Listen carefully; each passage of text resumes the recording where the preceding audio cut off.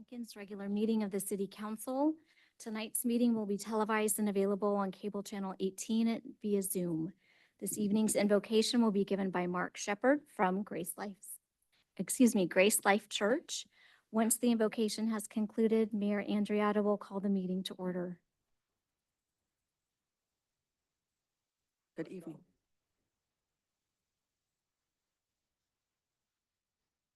Not only our mayor, we thank you for our city councilmen and all the members of the officials that are represented here. And Lord, concerning the business matters at hand, may you give each and every one of them guidance and wisdom as they move forward to continue to build and strengthen the city of Lincoln and all the local citizens they represent. And we ask that your grace, your favor, your goodness be upon them all. In Jesus' name, amen. Thank you, Pastor. You're Appreciate you welcome. being here. Hey, welcome everybody to the City of Lincoln 2025 regular meeting, City Council, Lincoln Redevelopment Successor Agency, Lincoln Public Financing Authority, June 24th, 2025. Call this meeting to order. Hope, can we have roll call, please? Councilmember Reedy. Here. Councilmember Pearl. Here. Mayor Pro Tem Brown. Here. Councilmember Eklund. Here. Mayor Andreatta. I'm here. Thank you. Former Mayor Nader, would you lead us on the flag salute, please?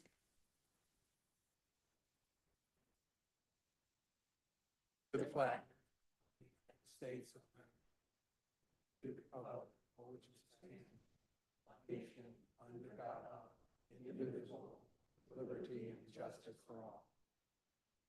Thank you, sir. Okay, report from closed session. Thank you, Mayor. There's no reportable action this evening. Great, thank you. Item 8, other than little moment we're going to take here, does the council have any agenda modifications? Okay, I know that we are going to pull 11E from the consent agenda and bring it back to the next council meeting, so you can make a note of that. And I'd like to just pause for a moment and give the council and the room a moment to recognize the passing of our former colleague, council member, mayor, and friend, Dan Carlskent, who passed away a couple nights ago. And we're going to do a moment of silence, but I would like to give anybody on the council an opportunity to make any comments if you want to. You don't have to, but just to say that Dan led with integrity. Dan served the city way before he became a council member.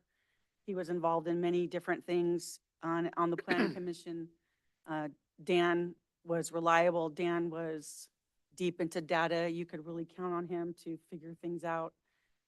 We learned a lot from him, and he will be great. Thank you. I might add to that. Dan was one of the very first friends that I made here when I came to Lincoln in 2008, and he and I started working on behalf of the city on some of the committees because we were just going through the Great Recession at that point. One of the things that Dan always brought to the table was just a clarity of what is happening and how to extract the best of any situation. From a personal standpoint, we were friends with them, Cheryl and Dan. I've come to know his two children, Beth and Dave.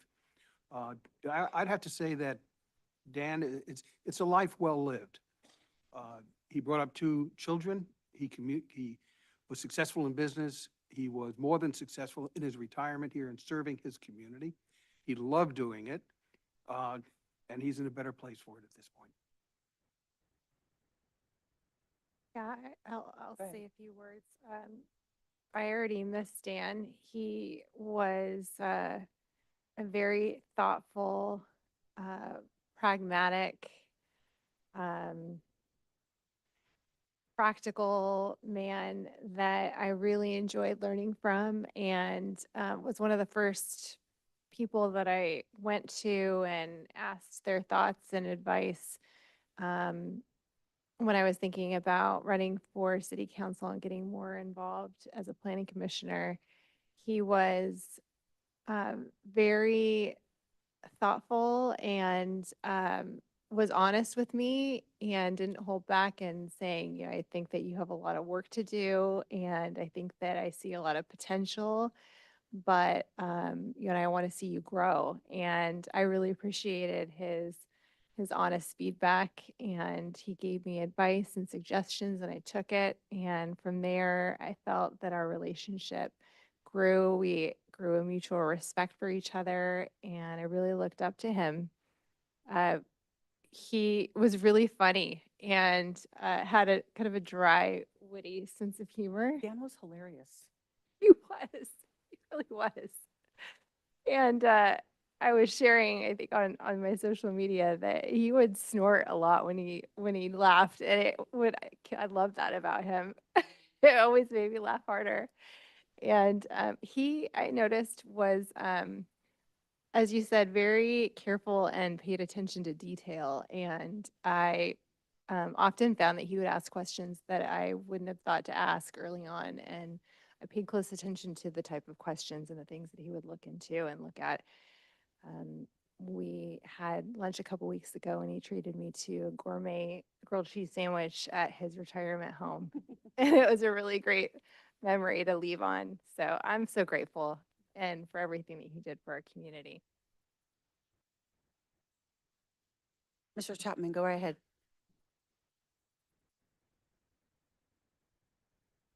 Yeah. Oh, sorry, I'll come back to you.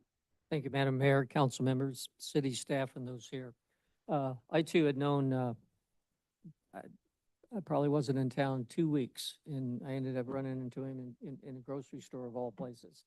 And I was asking him where I could find whatever. And he said, you come here often? And I went, well, today. And he just kind of looked at me and smiled, and he goes, yeah, kind of me too. And we didn't always see eye to eye on a lot of issues that the city had gone on. But I have to say, he was deliberate. He was matter of fact. And not once did I ever hear him raise his voice, regardless of what his stat might be on what of it. And for that, he was the man in the room that had a lot of knowledge and a lot of experience. And to look at him, you'd go, really seriously? And yeah, really seriously. He'll be missed. Thank you. Thank you for that. I will say, we did hear him raise his voice a few times in closed session. Mayor Pro Tem Brown. I was going to say that for me, I cannot think of a more selfless type of a service than what Dan gave. He did what was needed, what was necessary, not because it was easy, but because it was right. And I'll always admire him because of that. And of course, his sense of humor as well. All right. We're going to do a moment of silence. Oh, I'm sorry, it. John. You got to speak up. You got to yell at me. I'm- Sorry. Go ahead. There's lots about Dan that I'll miss, and I regret not getting to know him more than I was able. I'll miss his humble nature. He probably would very much not be a fan of what we're doing right now and recognizing him. Oh, you because, would hate this, right? Yeah. his dedication to the city and the job he did is a benchmark that I try to live up to every day doing this. And most of all, I will miss his incredibly sharp humor. Thank you for that. Okay. Let's have a moment of silence for our friend, Dan Carlson.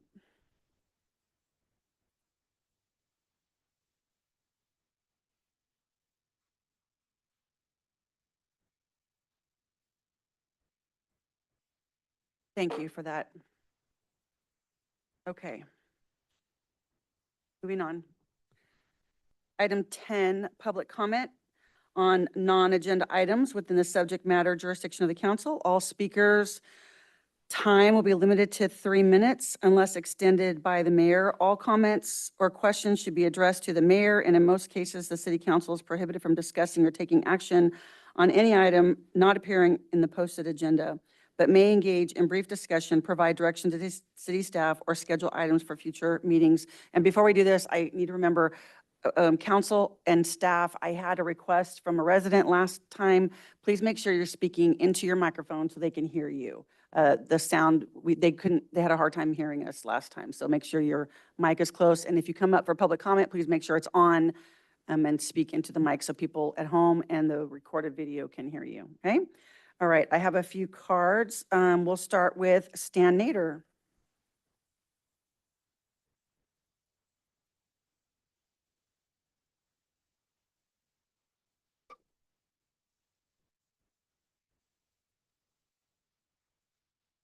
Madam Mayor, Madam Mayor and Council, my name is Stan Nader. I reside in the 12 Bridges area of Lincoln. I'm here before you tonight because I have serious concerns about the city's ability to deliver water to its residents. In January, when we hadn't had much rainfall, I had to water my lawn, so I turned my sprinklers on and they worked just fine. February and March, we had plenty of rainfall. I didn't need to operate my sprinklers. April came around and the rainfall subsided. And I fired up my sprinklers and they didn't work. So I had my sprinkler man come and look at my system. He said there was nothing wrong with my system. He said the city is not adequately flowing the water through their system. So I called and registered a complaint with the water department. They came out and looked at my system and said that the pressure was normal, but couldn't explain why my system wasn't working. So I had my sprinkler guy come back again, look at my system, and again said, nothing wrong with your system. So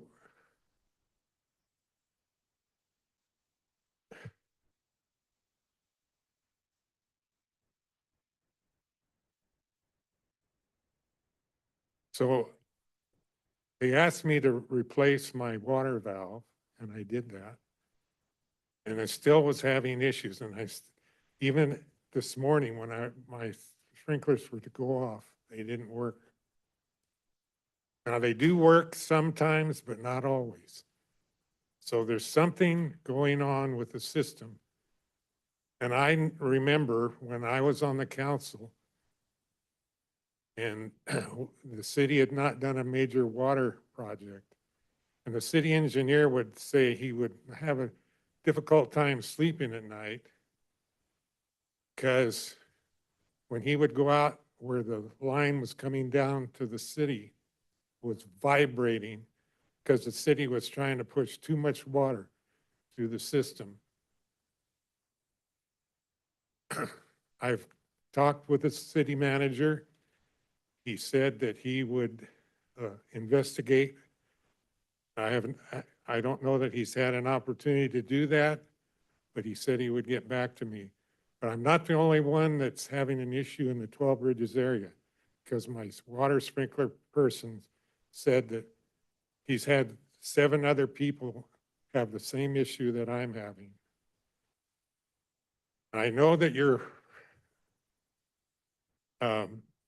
doing a water master plan update, but I seriously want something done to improve the water system. You've built all these houses, and I am not aware of any major water project. So thank you. Thank you, Mr. Nader. Sean, have we had, I know that you said that you are doing a study for Mr. Nader's pressure.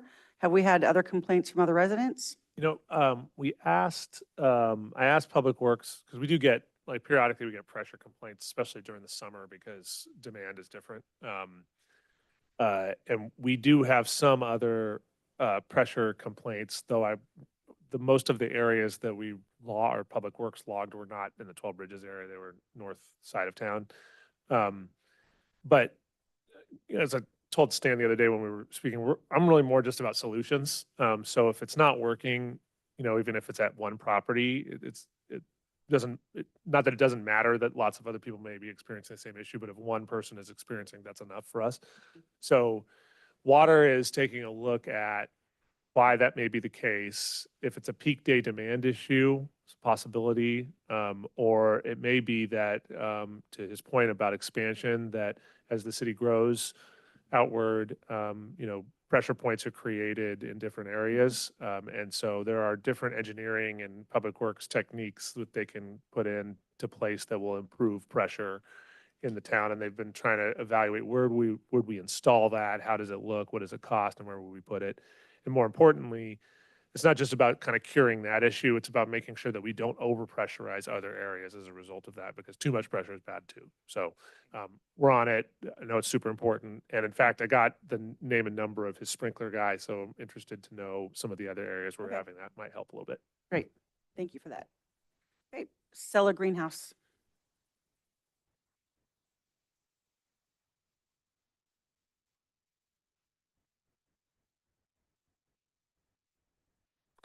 Hi, Madam Mayor. This is not going to be an easy thing to say. But you should know that I was asked to get in an ambulance when the mobile crisis unit came to my house. This is on April 1st. I was asked by the police officers that came to my home twice if I needed a mobile crisis unit. I know mobile crisis, I know crisis, and I was not in crisis, and I said, no, thank you. But when she came after I walked home from the jail, 7 hours, she offered me to get into the ambulance, and I did. This is a assessment that mobile crisis unit person filled out and said that she didn't give me my advisement. It's kind of like not giving your Miranda rights, and I didn't get this printed out for 4 days later. But most importantly is that once I got to the emergency room, around 1 o'clock in the morning is when the person came, and then they gave me 5 medications. One of them was a shot in my arm, then transferred me to a locked psychiatric facility. At that facility, I then felt safe. I had a shower. I was in a new signed document that I signed. And then I woke up the next morning after I showered and I fasted. I said, I'm not taking any food in. I'm taking control back of my spirit because the advice I'm getting is not good for me. From there, to get out of a 5150 hold, then extended to a 5250 hold without my knowledge, you have to go through a certification hearing. But the people told me they didn't know what medication they gave me yesterday. So I said, I can't go into hearing without facts. So she said, we can put that hearing off one more day. No problem. The next day, the advocate came to my house, to my room, gave me this rights for individuals with mental health facilities. I now had a little better understanding of what was happening to me. And at this point, now the medication they gave me, lucidity was about this big, and now it's this big. And I'm seeing everything around me. That being said, I said, I don't need to go against medical advice. If someone says I should be here, I need medical advice. So it was waived for the next weekend. So I was there waiting for medical advice for 8 days. I was away from my family for 10 days. And it wasn't until 4 days in did I get this advisement that the mobile crisis unit said that they put a 5150 and extended my hold. And then no one knew what medication was given to me. And they wrote it on a sticky note. And sticky notes are not valid. So what I say to you is, before we're going to assume, prejudge, and then discriminate at somebody, we want to make sure we're advising to them and that they know their rights. Most definitely, specifically here, as people say things that aren't always true. Thank you. Thank you, Stella. Appreciate that. Just want to remind you, though, that the city council has no jurisdiction over medical care or medication or anything like that.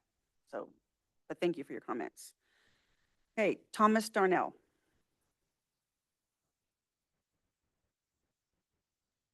Mayor, council members, this is just a quick question on the litigation ongoing with the Gathering Inn. I was just wondering what the cost was to date on it, to the city of Lincoln. That's all really. I haven't seen anything in the research I've done on it, and I've been following it sort of since the beginning. Okay, thank you. Thank you, ma'am. Darlene Cullivan.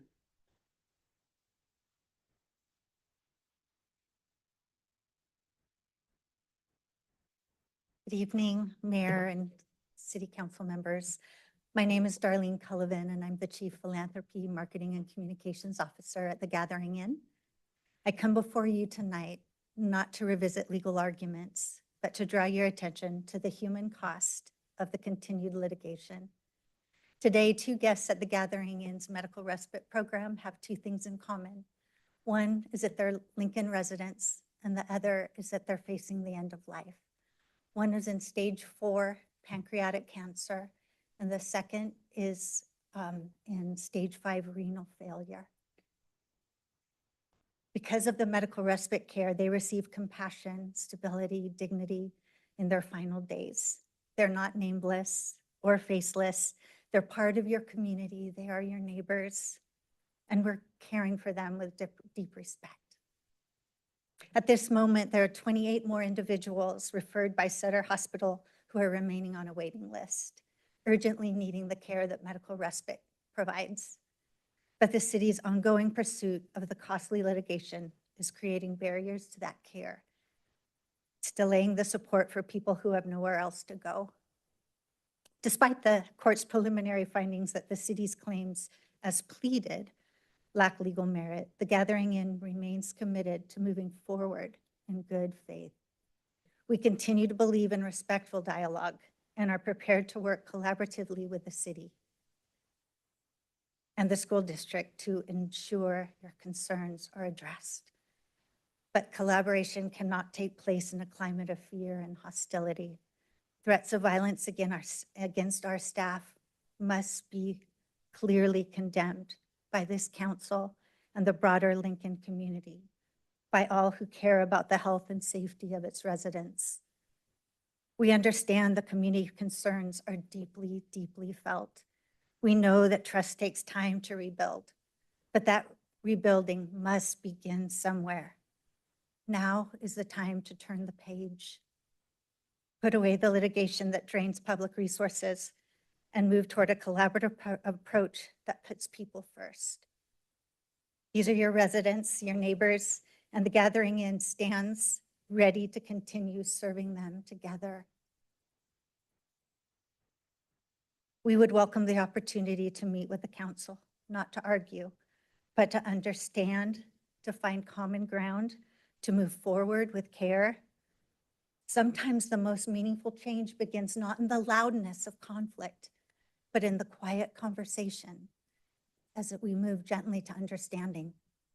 Ultimately, we want the same thing, a safe, healthy community where people are treated with dignity and people are treated as people that have inherent value. Please take the next step with us. Thank you, Darlene.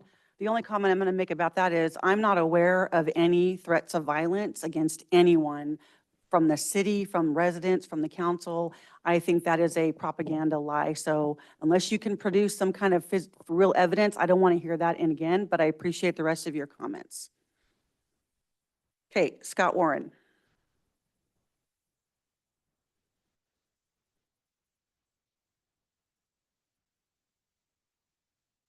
Good evening. Good evening. Since last September, the Gathering Inn and the city of Lincoln have been mired in a divisive battle over the establishment in our city of a skilled nursing respite center for indigent patients.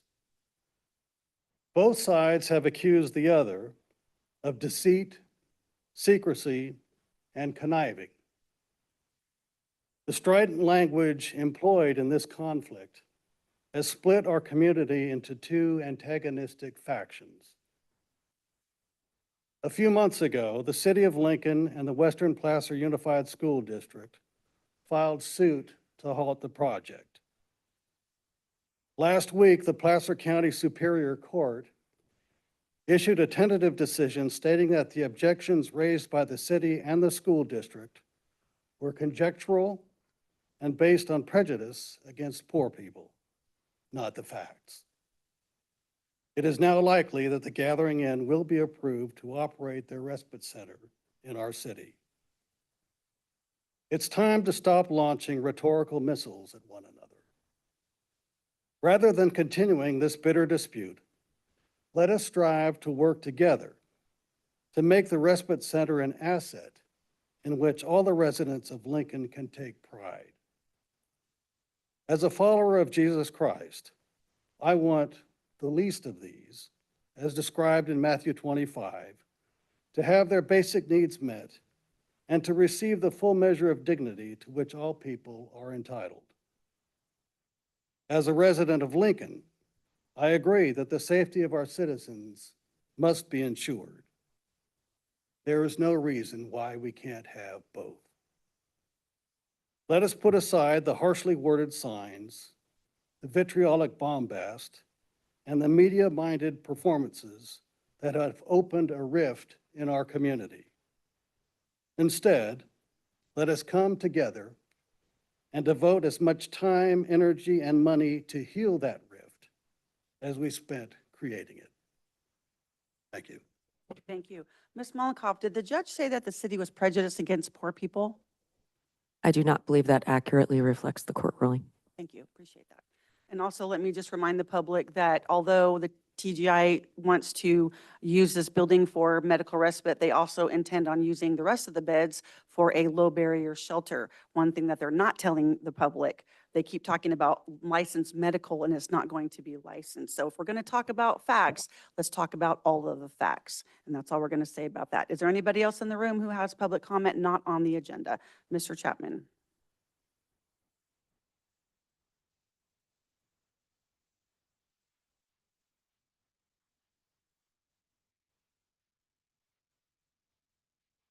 Thank you, Madam Mayor, council members, city staff. We definitely do live in a different era and different time, and it seems to be going faster. I'm not into politics. I honestly wish that Congress had Republican and that Nixon was a Democrat and a Republican and a Democrat. Why would we all be in a separate aisle? I'm not concerned about that. That's what has happened in history. The one thing that I want to find out, though, and I would hope it doesn't happen here in this town, but I've lived in the South long enough to know people get snatched off the street, have no rights, don't know where they are, and sometimes not a good story.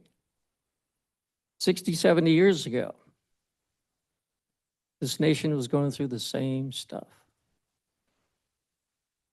I know this city, I know the state, I know the United States has issues, and we need to work towards those issues. Some are tough, but at least in the 50s and the 60s, it was pretty easy to see somebody in a white hat with two eyes showing, and you know who they were. When you get an unmarked car, van, pulls up alongside anyone and has the ability to take that person in, arrest them, have no rights whatsoever at that point in time. Now we have law enforcement that wears masks. I'm not sure where we're going with this, but the question I propose for our city is, if in fact, and I really hope this doesn't happen, what if we wake up one morning and we have the National Guard sitting at our doorstep? What do we do? And I think we need to think about that. Thank you very much, Mayor. Thank you, Mr. Chapman. Anybody else wish to make a public comment not on the agenda?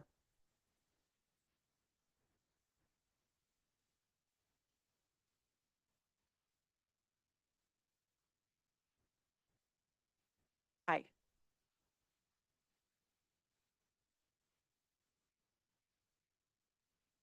Hello. There you Okay. It's been like 9 months since I'm Nellie Collins. I know most of you here, and it's been 9 months since I was here last. And like Ben Brown said, it gets easier the more you do it. And I have no notes today, and I'm not shaking and clearing my throat as much. So I'm here, obviously. I'm part of the community that is opposed to the medical respite / shelter. not skilled nursing, as I believe Mr. Warren said, that requires a medical license, and TGI does not have such thing. They don't even administer medication to people that are staying in their respite facility. And Darlene, I don't know how you sleep at night. I understand you see good things that happen through TGI's work on the ground, but the leadership of the company you stand with is corrupt, cruel, not a collaborator. And the fact that you come here and say that this board needs to welcome communication from them is absurd. The things that TGI has done behind this community's back, frankly, probably, I don't know, 40,000 residents in this city will never forgive that they've done. And anyways, the main reason that one thing I want you guys to know is that whatever you need us to do for your case and your cause against TGI, I'll round the troops. I'm in daily contact with over 2,000 people and their family and friends. And if we need more people, if we need the whole entire residents of this city need to file a lawsuit against TGI, I'll knock on their door and get them on board, or any other suggestions you have in helping this not move forward. I'm your contact person. Thank you. And I sincerely appreciate, and I speak for many, many people in this city, what you guys have done. And I know your time is not paid, hardly paid, and you're volunteering thousands of hours at fighting this, and we greatly appreciate it. Thank you, Nellie. Anybody else? Anybody online? Hope? Hope? Okay, we will close public comment. We'll move right along to the consent agenda. Remember, we are pulling 11E.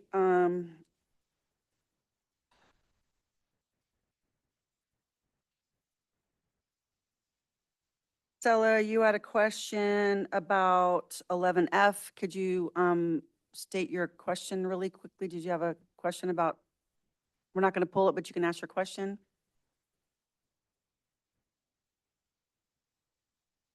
Nellie, is this your phone? Thank you, Stella. There was a comment by another fellow public member last meeting about the First Street speed thing, and I'm assuming this is very similar in lowering our speed levels. And as a person who spends a lot of time on the road, I do have a heavy foot, and I think I got it from my grandma. That being said, I do support making sure that our streets are safe because my kids do walk the streets. So my question is it states that this is for education, if they can speak a little bit more to the public about this specific initiative so that I can be educated before you pass it. Thank you. I think this is just a grant, right, Chief? For It is a grant, and a part of the funding is for public education. Okay. So social media, high schools, print materials, things of that nature. Great, thank you. Okay. All right, does the council have any other questions for the consent agenda? Okay. I'll Like, move. Motion to approve? Second. Thank you. Mayor Pro Tem Brown, Yes. Councilmember Pearl, Yes. Councilmember Reedy, Councilmember Eklund, Yes. Mayor Andriotta. Yes.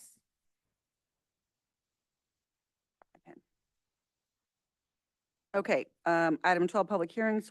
Doesn't look like we have any tonight. Item 13, general business.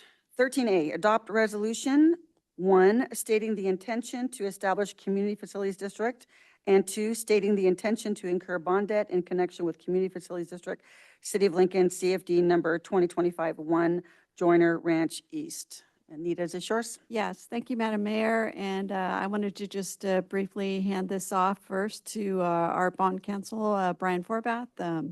But this is, as we've talked about with the council previously, the city has many infrastructure CFDs developed with our development community. And this is the first one in a few years that the city is managing with its internal team. So we wanted to bring that forward under general business to you. Great, thank you. Welcome. Good evening, Madam Mayor, council members. Brian Forbath from Stratton Yaka. Thank you for the opportunity to be here with you this evening.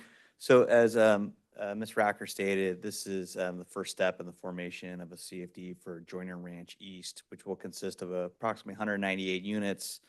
It's currently owned by, it was being developed by Taylor Builders through their arm of Gen California, the property owners, and they've entered into a contract with D.R. Horton to build homes there. D.R. Horton has now taken down about 114 of the lots and is under contract to take down the remaining lots as construction and finishing those lots continues.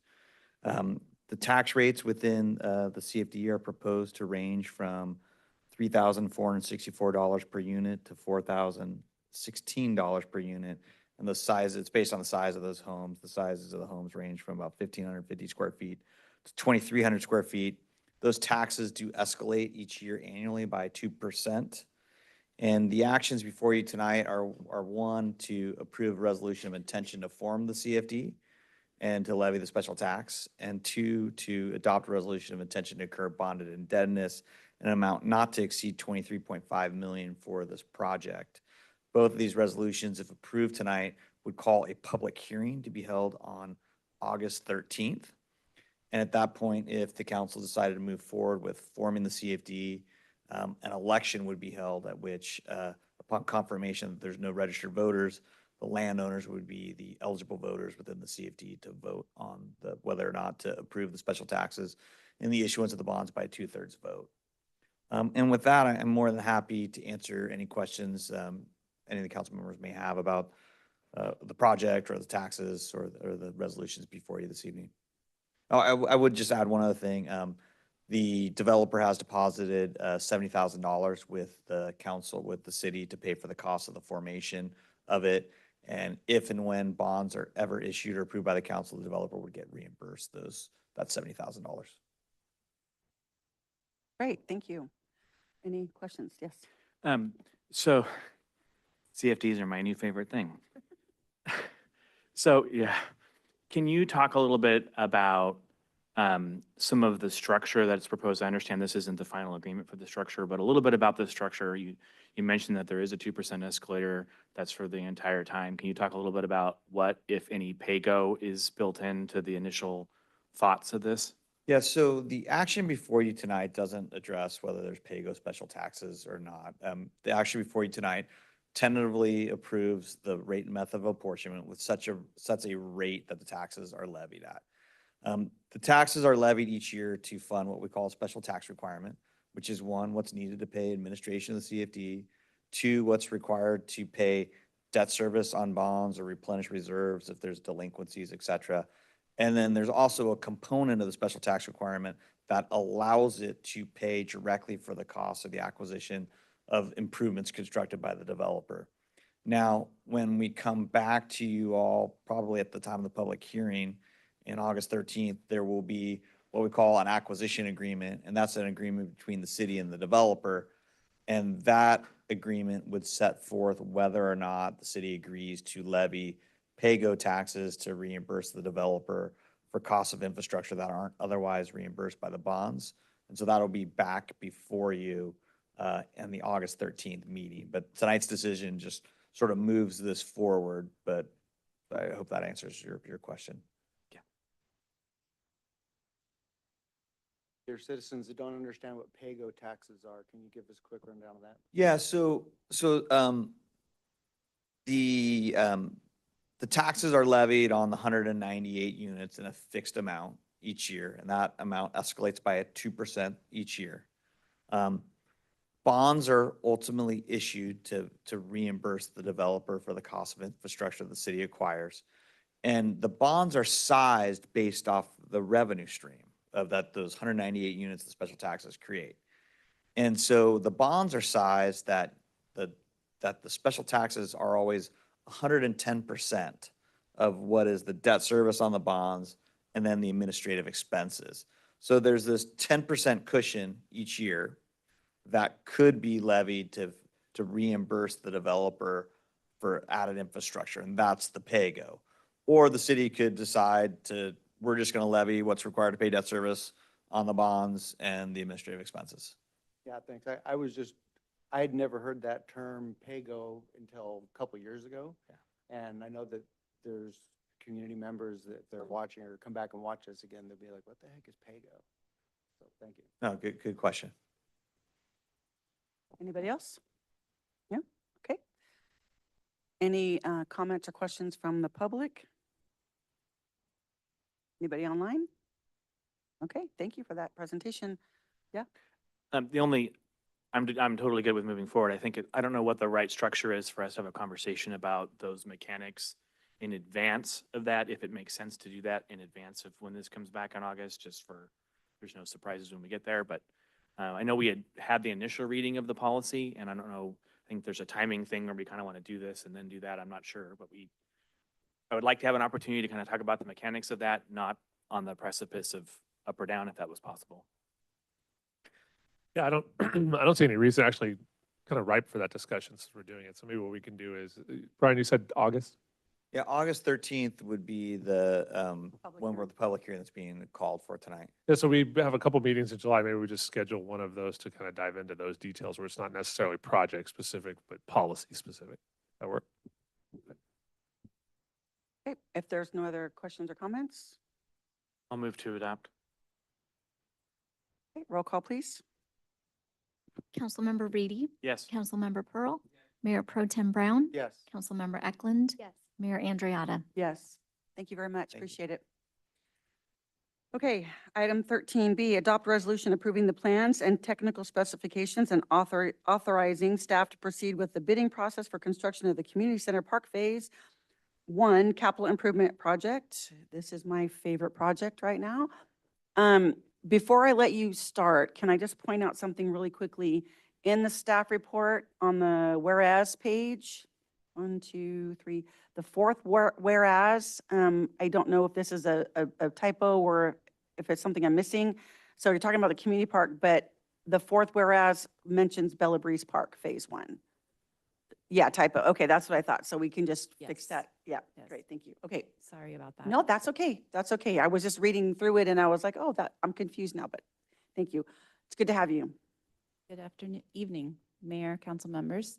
Araceli Casares with the engineering manager for Capital Engineering Group here under the city engineer and filling in for Vin K today.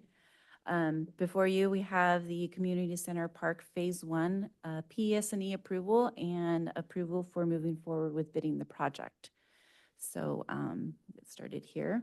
Go a little bit in the background. So the project was approved as part of the 23-25 fiscal year, and it was approved to move forward with master planning the park and moving forward with Phase 1 design. In November of 23, we went into contract with Schmidt Design Group to proceed with master plan of the park site, which is about a 4-acre site located in somewhat of the core of Lincoln along First and Joyner Parkway, right next to the community center.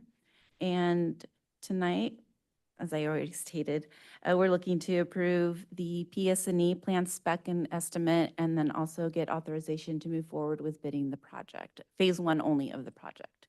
So just really quickly, here's the master plan for the site. All of it at some point will be built out. When, I don't know, but the 4 acres, and it'll include a basketball court, 2 pickleball courts, additional parking to the north and the south of the site, play area, covered picnic areas. In the middle, it will be informal turf, and then also plan for classroom buildings that's needed for the recreation center, the community center, the park and rec activities. Phase 1 itself highlighted here is going to include the skate park itself, which is 16,700 square feet. So it's quite a modest skate park that's planned for this area. It'll have an entry plaza, walkways, and it really be just connecting to the community center. So that way people that go into the existing parking lot will have access or pathway to the skate park entrance. The park is designed to have metal fencing go around it to encase and make sure we don't have skateboards flying out and hitting public members. Great idea. And then there will also be lighting and underground utilities for irrigation, as there's also proposed landscaping, so it's not just barren out there. I'll just touch on It's always seems to be a recurring theme with me in parks and budget. So we had 2.7 million budgeted for this project when it was first approved.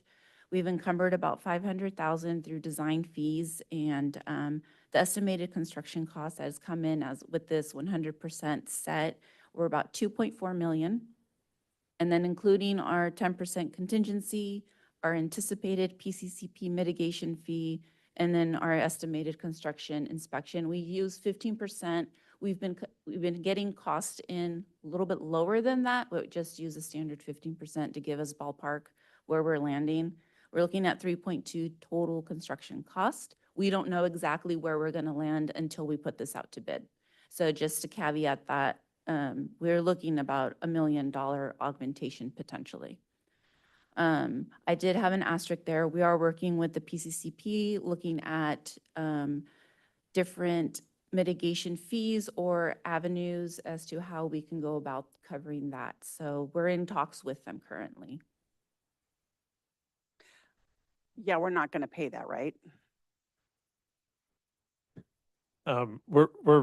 Christine and I are looking at reanalyzing the environmental determination on that site, which would thereby negate that Yes, fee. But thank you. Appreciate that. But council is the land use authority, not the PCA. Yes, that's exactly right.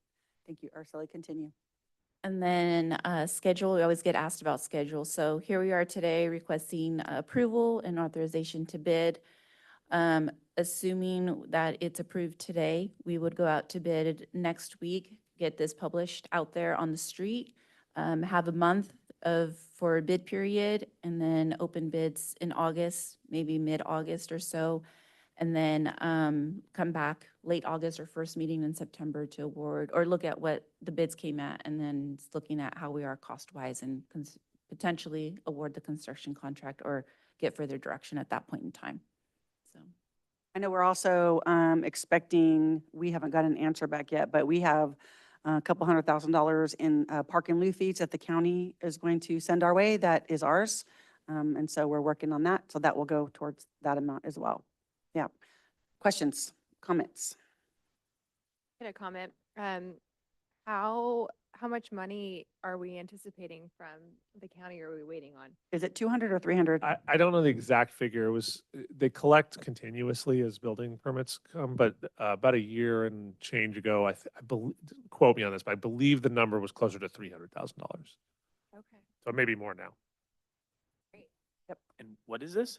The county collects a fee, and I'm not expert on this fee, but my understanding is they basically collect a small fee on every building permit that's within a geographic region of an incorporated jurisdiction, with this idea that generally county developments don't include regional park facilities. And so the philosophy is, well, you know, obviously those folks still want to use parks. And so where do they go? Well, they go to Rockland or Lincoln or Colfax or wherever.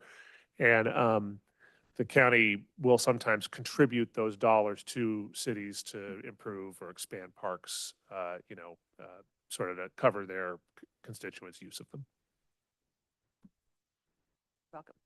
Okay, any questions or comments from the public? Yes. Hello. Ladies first. Okay.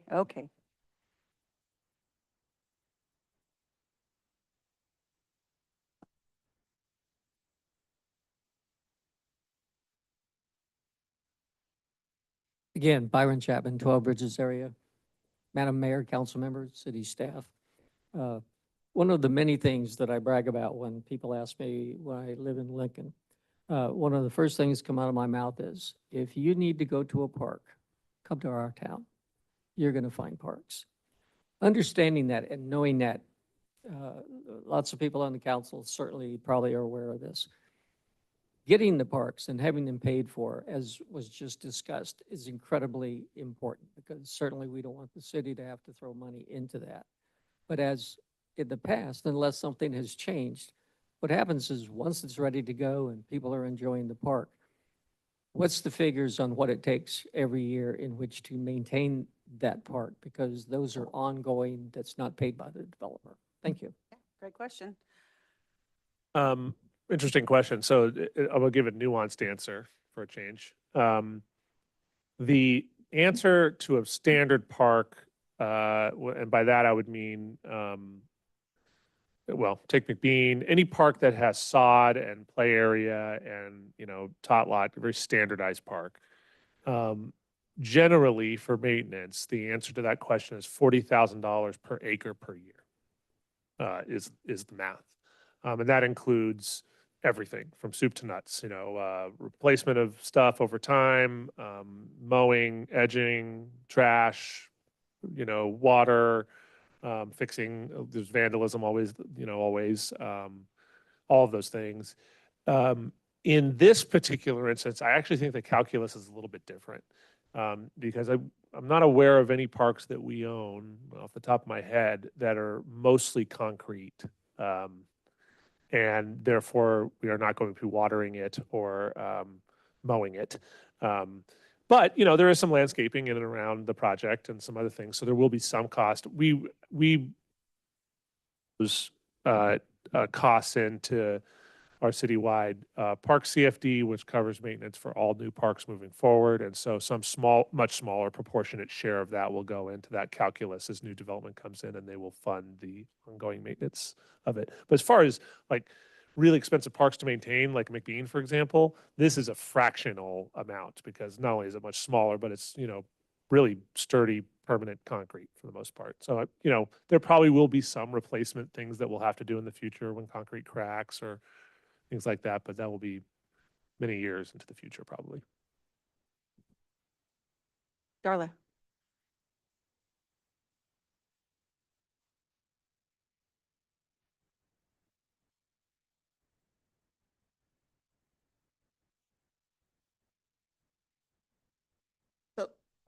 Hi. So this area where it shows like water, is that going to be like a lake or what is that? It's a different color to depict the playground area. Oh, that's going to be the player? Yeah. Will it have like a water feature for the kids to get wet? No. That wasn't calculated to maybe put something like that during the summer for the kids to get wet? I think we talked about it in this design or in one of the parks, but those are very expensive. Yeah, so, yeah. And then will there be like tables, like if I wanted to have a picnic there or something? Yep, Yes. picnics. Yes, Yep. In the there will future? be. Okay. And But my number one question was, what was the whole reason to do the road for this park? I don't get it. To do the what, Darla? They redid the road, the lights, all the underground. The road didn't have holes, didn't have nothing, and they took it all out and they put a new pavement. What was the Talking about reason for it? Joyner Parkway in front of there? Oh, Yeah. yeah, that was not connected to the park bill. Araceli can, okay, go Oh. ahead. One of you can answer, yeah. Yeah, it wasn't about the park. Go ahead. No, so Joyner Parkway resurfacing, we get special grant money for that, and it has to be used on collector roads or higher that are classified. And Joyner Parkway is a major arterial in our roadway, and that's where we use the money for that. So even though it wasn't needed? It's to maintain the pavement condition so it doesn't get further destructed, and then we'd have to do a complete full depth reclamation on it. And there was no other areas that needed it more than that? That one was identified as being priority. Yeah. All right, thank you. Yeah, thank you. Hey, anybody online with the questions? No? Okay. I just want to say that I'm really excited that we're at this place. This is something that we've been working on for quite a while. I really appreciate Araceli and her staff and Vin and everybody who's been working on this, the diligence and the time put in, the design and bringing in, skateboarder experts. And it's great because, we have a lot of really nice parks in Lincoln. And when the old skate park was removed, it was very traumatic the way it was done. But in evaluating it, it was decided by law enforcement and the council and everybody that that space was not what it was 20, 25 years ago, right? There were dangers back there. It was dark, homeless, drugs, all of that stuff, which now is a beautiful pickleball court and it's being used like to the max. It's great.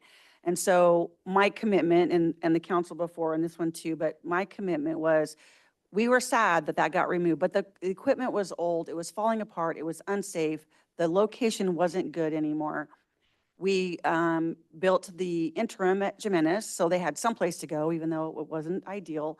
But the promise was we are going to build a skate park because the kids in this town who skate, scooter, and not just kids, but adults, it's a thing, right? Skateboarding is not a crime. And so it's a thing, and and what our designers told us and the way that we chose to design this, that this will be a draw from people all over the region. They'll come from far and near to skate here, which means they'll bring their business here, they'll bring their dollars here. But what it's going to do is it's going to give our youth and our young adults and the people who like this sport a place to be safe. It's very visible. It's out in the open. It's right there at the community center, so there's other services if they need it. And I am so proud and so excited that we're going to be able to produce this for Lincoln and for the surrounding region. It's going to be an asset. It's going to be a gem. And I really appreciate the work that you've done on this. I know it's been kind of like budget and getting it all done, and I really appreciate it. I'm really proud about this, and I cannot wait for our groundbreaking. It's going to be a day of celebration, so thank you. Yeah. Okay. Anybody else? All right. I'll take a motion to approve this and get this out to bid. So moved. Thank you. Second. Okay, roll call, please. Councilmember Reedy. Yes. Mayor Pro Tem Brown. Yes. Councilmember Pearl. Yes. Councilmember Eklund. Yes. Mayor Andriata. Yes. Thank you, thank you. Okay. Item 13C, approval of the memorandum of understanding between the Lincoln Police Officers Association Employee Group and the City of Lincoln and related salary schedules. Veronica, hello. Good evening, Madam Mayor, council members. The Lincoln Police Officers Association consists of 23 sworn officers and 12 non-sworn staff. The group's current agreement expired on December 31st, 2024, after a 4-year term. After 9 months of negotiations, on June 12th, 2025, the city and the group reached a tentative agreement for a 2-year successor MOU. The effective date of this proposed MOU will be January 1, 2025 through December 31st, 2026. The key elements of the agreement are as follows. A 3% COLA, cost of living adjustment, or otherwise known as COLA, effective January 1, 2025. A 2% COLA effective January 1, 2026. A 2.5% market adjustment for all non-sworn classifications that are included in the group, as well as an increase to bilingual certification pay from $75 to $100 per month. The last piece of this agreement is longevity pay of 3% of base pay for all employees of the group who've been employed by the city for 10 years or more. The estimated cost of these provisions is approximately $515,097 over the term of the 2-year contract. The current and proposed 25-27 budgets include sufficient funding to cover this cost. And this concludes my presentation. I can now take any questions you may have. Thank you so much. Any questions from the council? I have no questions. I'm ready to get this thing done. Me too. Yeah. Any questions from the public? Anybody? Oh, Sally, go ahead.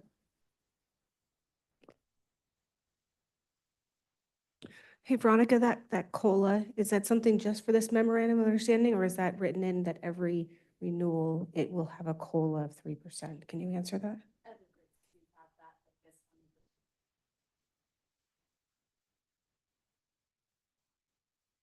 Okay, anybody online? Okay, take a motion to approve. I'll move to approve. Second. Mayor Pro Tem Brown. Yes. Councilmember Eklund. Yes. Councilmember Reedy. Yes. Councilmember Pearl. Yes. Mayor Andriata. Yes. Thank you. All right. 13D, adopt a resolution of the City Council of the City of Lincoln adopting the biennium budget and capital improvement plan for the fiscal year 2025, 2026, and fiscal year 2026, 2027, and adopting an appropriations limit for fiscal year 2025, 2026. Ms. Racker. Thank you, Madam Mayor. So we have brought to you 2 budget workshops detailing out the information about the capital improvements and suggested positions, as well as the information on the general fund and the enterprise funds. Tonight, we're bringing before you the entire budget for all of the city, for all of our funds, our fiduciary funds, our enterprise funds, everything. And you have attached to your item a large document, I think it's over 500 pages, which is the city's annual budget book, detailing out the items in that budget. So we are giving you not an in-depth overview, but at this point, a brief overview of the budget to be adopted. Okay, so some of the high points and that we'll dig into a bit during this presentation is that during this budget process, we really engage the community more than we have in previous years in a different way, reaching out to them to ask for their priorities and interests in the budget. And using that information, we try to frame the document that you have before you based on their priorities of importance. And overwhelmingly, and I think it's no surprise since Lincoln is the fourth safest city in the area, in the state. Thank you. I was going to say in the state, jinx, that public safety is the #1 priority for our community, that maintaining safety, public safety staffing, maintaining response times, also providing improved services is another area that is very important to our community. But those things cost money, right? And the general fund is in a deficit status. We are in actually a $6.9 million deficit, which includes one-time capital projects, as well as transfers in order to meet our reserve expectations, and $3.6 million of an operating structural deficit. So our combined budget is proposed at $164 million across all the funds, and with $36 million in capital projects over the two-year cycle. Anita, I'm sorry. Did you say it's 164 million across all funds for the 2-year cycle? Correct. Or is that, so the 2 years combined, it's 164? Yes, that's correct. Thank you for that clarification. So taking a brief look at the general fund, and we've looked at the general fund at least a couple times now, but the general fund is the main operating fund of the city that can be used for any general purpose. This fund does house the public safety staff of the city, both police and fire. It also encompasses your recreation and library departments, as well as your administrative divisions of the city manager, city attorney, and finance. We are spread across multiple funds, but this is where the majority of our wages come out of. And you can see across the years that through this budget process that we are in that deficit status. We've talked about this before, that when Sean and I started, the general fund had a very excessively healthy fund balance. And we have worked to reduce that fund balance, but we also knew that we were going to be reaching a precipice where we would have an ongoing operational deficit, and we are there now. But as we see the cliff ahead, we're not running towards it at full speed. We're acknowledging that there's an issue, there's a gap in the budget that we want to make the council aware of, and then we want to ensure that the public is aware of. But there are things that this council can do and that we can do as city staff to help mitigate that deficit and to help try to turn, I know I did Cliff, but now I'm going to do a nautical, turn the ship around. Sorry, we'll go from, I just like to mix my metaphors. I can't help it. So, and some of the things that we can do, we can bring back to council in further meetings, and as things come to fruition to help ease the pain of this deficit, we will of course bring those adjustments before council to adopt and correct the budget. I will say that back in the times of the recession, that the city really tightened its belt. It laid off a lot of staff. It eliminated projects. We went down to bare bones, right? And as a result, we had to hire a lot of outside consultants. We have aging infrastructure that we are now the piper has come to take its due on those. And so we don't have a lot of fat in our general fund. We have asked for some additional positions in the general fund, about 300,000, but that won't fix this, right? We have asked that we are taking a look at the way that we help support the lads, but even eliminating that won't necessarily fix this. And so it is a multi-pronged approach to correct this deficit, to fill this hole, and to avoid this. If it's in the future, I'll stop using that metaphor. I don't like it anymore. So, but we are aware of it, right? We're aware that we have an issue. We are committed to full transparency. And so that's why I'm spending now a minute and a half on this slide when I usually only spend 10 seconds on this slide, right? So it's important. It's important for everyone to know there is an issue. We are working on it. We can't really tighten our belt anymore without significantly impacting the way we provide services to this community. And we don't feel that that's the way to solve this, that there are other solutions out there.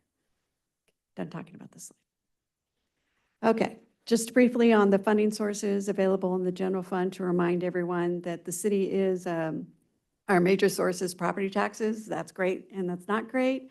Property taxes are generally very stable. Even in the downturn of an economy, property taxes are slow to dip. When they do dip, they usually come back sooner than almost any other revenue source. But they are also slow growth, right? That they're like the turtle, right? The slow and steady wins the race. But at the same token, the turtle doesn't necessarily win the race every time if the rabbit's got a jetpack on his back. And that's what sales tax are, right? Sales tax are more of that fast growing, but the city has long struggled with not having a significant retail base. We are working with the developers to improve that. We're pushing our developers to dream big when they bring forward these retail projects like the 12 Bridges Retail Center. We don't know what those businesses are going to be yet, but we continue to encourage the development community, bring something good to this city, bring us those things that we don't have. And so as we continue to build that base, that our sales tax will improve. And that'll help diversify our revenue sources. And looking at the uses of the general fund, you can see again that largest expense it's always going to be your salaries and benefits. That is in every organization and every type of organization, right? Whether people. Yes, you have to pay your people, whether you're a big corporate, whether you're a small nonprofit, whether you're a government agency, large or small, your largest expense is always going to be your people, because without your people, you can't get the job done. And the market for recruitment and retaining staff is incredibly competitive. I'm currently leading both the community development and finance, and I have vacancies in both areas, and vacancies that are hard to fill just because the talent pool is in such high demand. And we just wanted to give you a brief summary of the expenses by department. And I just want to clarify that these expenses don't include some of the administrative expenses. They're included in this total for your funding uses. So if you're like, wait, the numbers don't match, it's okay. It's all right. There are administrative costs that we don't have a line item here. These are just the expenses for each one of these specific departments in the general fund. And again, that's not all of finance, because finance is spread across multiple funds, and similarly for some of these other departments and activities. Okay, so last biennium, when we did our first biennium, in fact, we instituted a new process of providing a 5-year outlook for our budget, where we took the 2 years of the budget and then we projected out the next 3 years. And that was really the beginning for us to get a good idea that, again, there's this issue out in the future that we need to start talking about and doing something about now. And so when you see this 5-year forecast in the budget document and in this slide, you're like, hold on, wait a minute. Estimated fund balance is 0. How does that work? Right, so we do have a reserve balance that we will be utilizing, especially beginning in year 2029, to bring our fund balance to an equal level so that we're using the money we have available to us to meet our operational needs. And this picture is as of today, assuming we do nothing, assuming we don't try to fix this, this is what it looks like, right? We're not going to let that happen. You're not going to let that happen. Our community is not going to let that happen. But this is the picture that is today if nothing happens. Okay, and just a brief reminder of the, and just quickly, this this 5-year forecast, it includes all of our general fund dollars, including those that are in the Public Safety Tax Share Fund, Fund 101, and the Standard Allowance Fund, Fund 102. So it combines them all together. Nita, does that include, I should ask you this before the meeting, I'm sorry. Does that include what sits in 115 trust? Yes. Okay. It does. Yeah, and just a reminder, you know, we have a trust for OPEB and we also have a trust for pension. We scheduled to put $4 million into that pension trust. If we do nothing, again, we could take that $4 million out to supplement the money that we need to pay our PERS obligation, both our retirement and our annual unfunded liability. Okay, real quick question about what you just said. So you have the pension trust, and then you have the OPEB. So help me if I'm understanding this, because you said this last time, and I was trying to explain it to a resident when, you know, we talk about this. So is the pension trust money we're putting in that it's being invested to grow that so we can make that payment? Correct. Okay. Yeah, so that it's in our, Yay me, it's I in with got the, it. yes, very good. Excellent. I'm glad you listened. You know, you're an excellent student. I love that about you. So, yeah, it's in with our investment advisor in actually more conservative investment than even our regular dollars are because we are protecting that base. And the goal is that we will just let it sit there and grow. We don't even have to contribute more funds to it if we don't have the resources to do that. And that once we'll be able to use that to kind of help pay the unfunded liability payment when it starts to really ratchet up there because of PERS. But we could also use it for just regular retirement if we needed to. Okay, so just a quick recap on that public safety tax share, since I said that's lumped into our 5-year forecast. This is where we stand with the property tax revenues that are coming in and the monies that are going out for public safety wages. And at some point, you know, when that tax share is exhausted in about 2028-ish, that those expenses will be borne solely by the general fund without any additional revenues. However, let me just stop you real quick. I'll remind the public, we did a workshop on this not too long ago, and the council is working with the county supervisors because we do have several tax revenue areas that are miscalculated and some that are extremely low. And so we are working to rectify that. So hopefully, when that gets all done, then. That's correct. So right now, we receive the least proportional share of the property taxes. So when people in our community look at their property tax bill and they're like, I'm paying $2,100. Well, guess what? The city is getting less than $400 of that.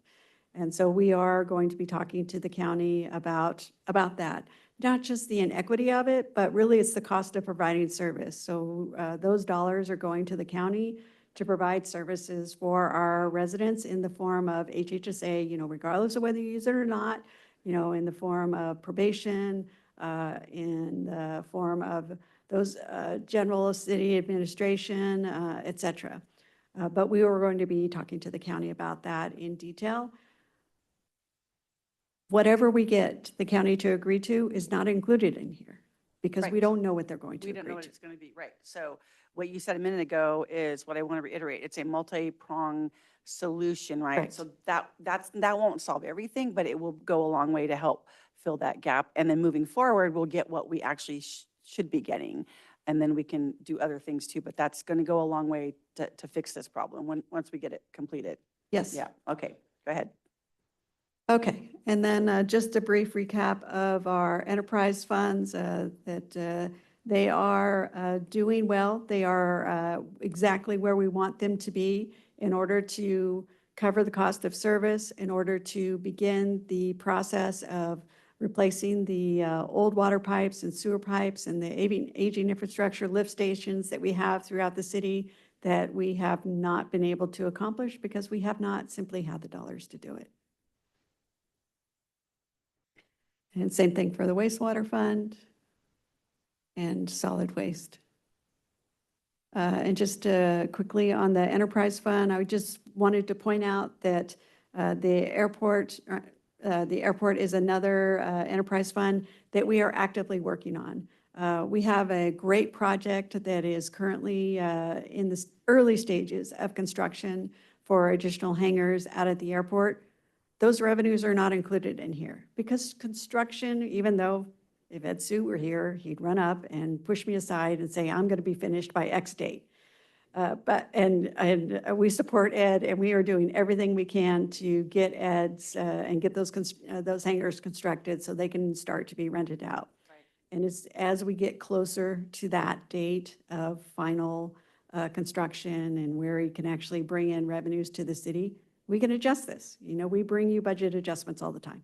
Right, okay, I was waiting for this slide. I have a question like this. So it's true that the lines are getting closer together, but the expenses are still a little higher than the revenue. And so what's the actual delta? What's the actual number there? Do you know? It is for 25, 26, it's about 240,000, doing math in my head, which is always dangerous. And for 26, 27, it's right around 100,000. Okay.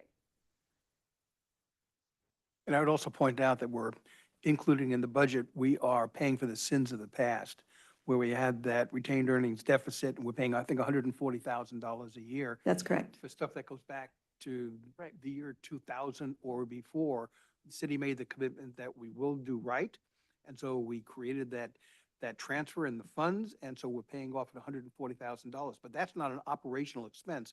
That is for curing The interfund things that loan, yeah. that were done in the past. Right, and thank you for that, because the reason I asked that question is I was doing this presentation in Sun City, and one of the ladies asked me, she said, well, I was looking at the airport, and it's like $700,000 in the, in the hole. And I was like, I don't think that's right. Yeah, over which period of time? Well, yeah, I guess know. would I ask. I was like, well, I just saw the chart and I just got a report about that. So that's why I wanted to verify the numbers. So, Yeah, maybe okay. she's adding up multiple past years. That's Maybe. possible. Maybe, okay. I just wanted to clarify, so thank you for that. Sure. And then just a brief recap of the positions that we are requesting your approval. And I think it's important for this council to note that Sean and Veronica receive so many requests for positions. I mean, I would hazard that it's dozens and dozens of requests for positions, and each one of those is analyzed for the cost, for the ability for us to fund the future burden on the city. And it's not that those positions aren't needed. You know, I'm sure Chief Mejia and Chief Alves would both say, we could use more staff, right? We could use more safety officers. We could use more firefighters. I'm sure they would both stand up and say that. And I would say, yeah, I can use more people. I just found out the other night that we have a second motorcycle. We just need a body for it. I didn't know that. Yes, we do So, have yeah. 2 motorcycles. We have 1 traffic officer. Yeah, because- I know we have one traffic officer, but Brett told me the other night, he goes, yeah, we have another motorcycle. I was like, whoa. Yeah. So. I asked for an assistant and Sean said no. Yeah, yeah. Anyway, So- I didn't mean to interrupt you No, again, no, but I no. was like, No, I'm no. agreeing with you that, yeah. So there are lots of requests that are put in that never make it to you. If I showed you the list of requests that were denied, it would be pages and pages long. All right, and just brief reminder of the capital projects. I'm not going to belabor them or go into them in detail, but we just wanted to show you kind of by area and by year, the capital projects that are currently included in your budget.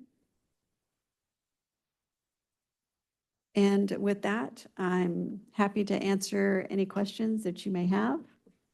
Thank you, Nita. You make that so easy and easy, understandable, and it's great. Appreciate it. Any questions?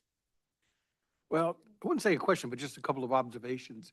I was here for the bad times, and I know how much the city cut the staff. So as we build back, certainly there is, we're probably where we were in 2010. But we're so many more people in the community, so many more services. I'm sure that there is no one on this table or in the administration who says, wow, with deficit financing, our expenses are above revenues. Wow, we've done it. You know, but we all recognize, and I think one of the best things that we see is having that 2-year biennium budget and a 3-year outlook. It gives us and the community the opportunity to see what the problem is, and then we have to come up with ideas of how to change it. We know that we will not allow it to go to that end position over there. We will take action to change without drawing down to where we can't recover from.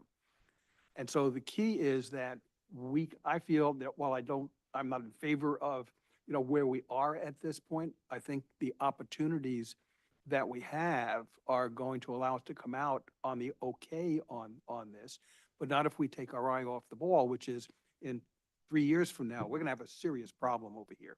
And that would continue to be a problem going forward. So I'm confident that with the staff and our saying, yeah, we will address this. We're not hiding anything. You know, we're surfacing everything, and we're saying that bring us the creative solutions and we'll pick the best options for that. So I want to commend the staff for going through and looking at that longer period of time, because in the past, it's so easy to make a wrong decision when you're only looking at 1 year. When you see the impact of what you're doing over the longer period of time, you can say, yes, I see what the implications are, we'll address it.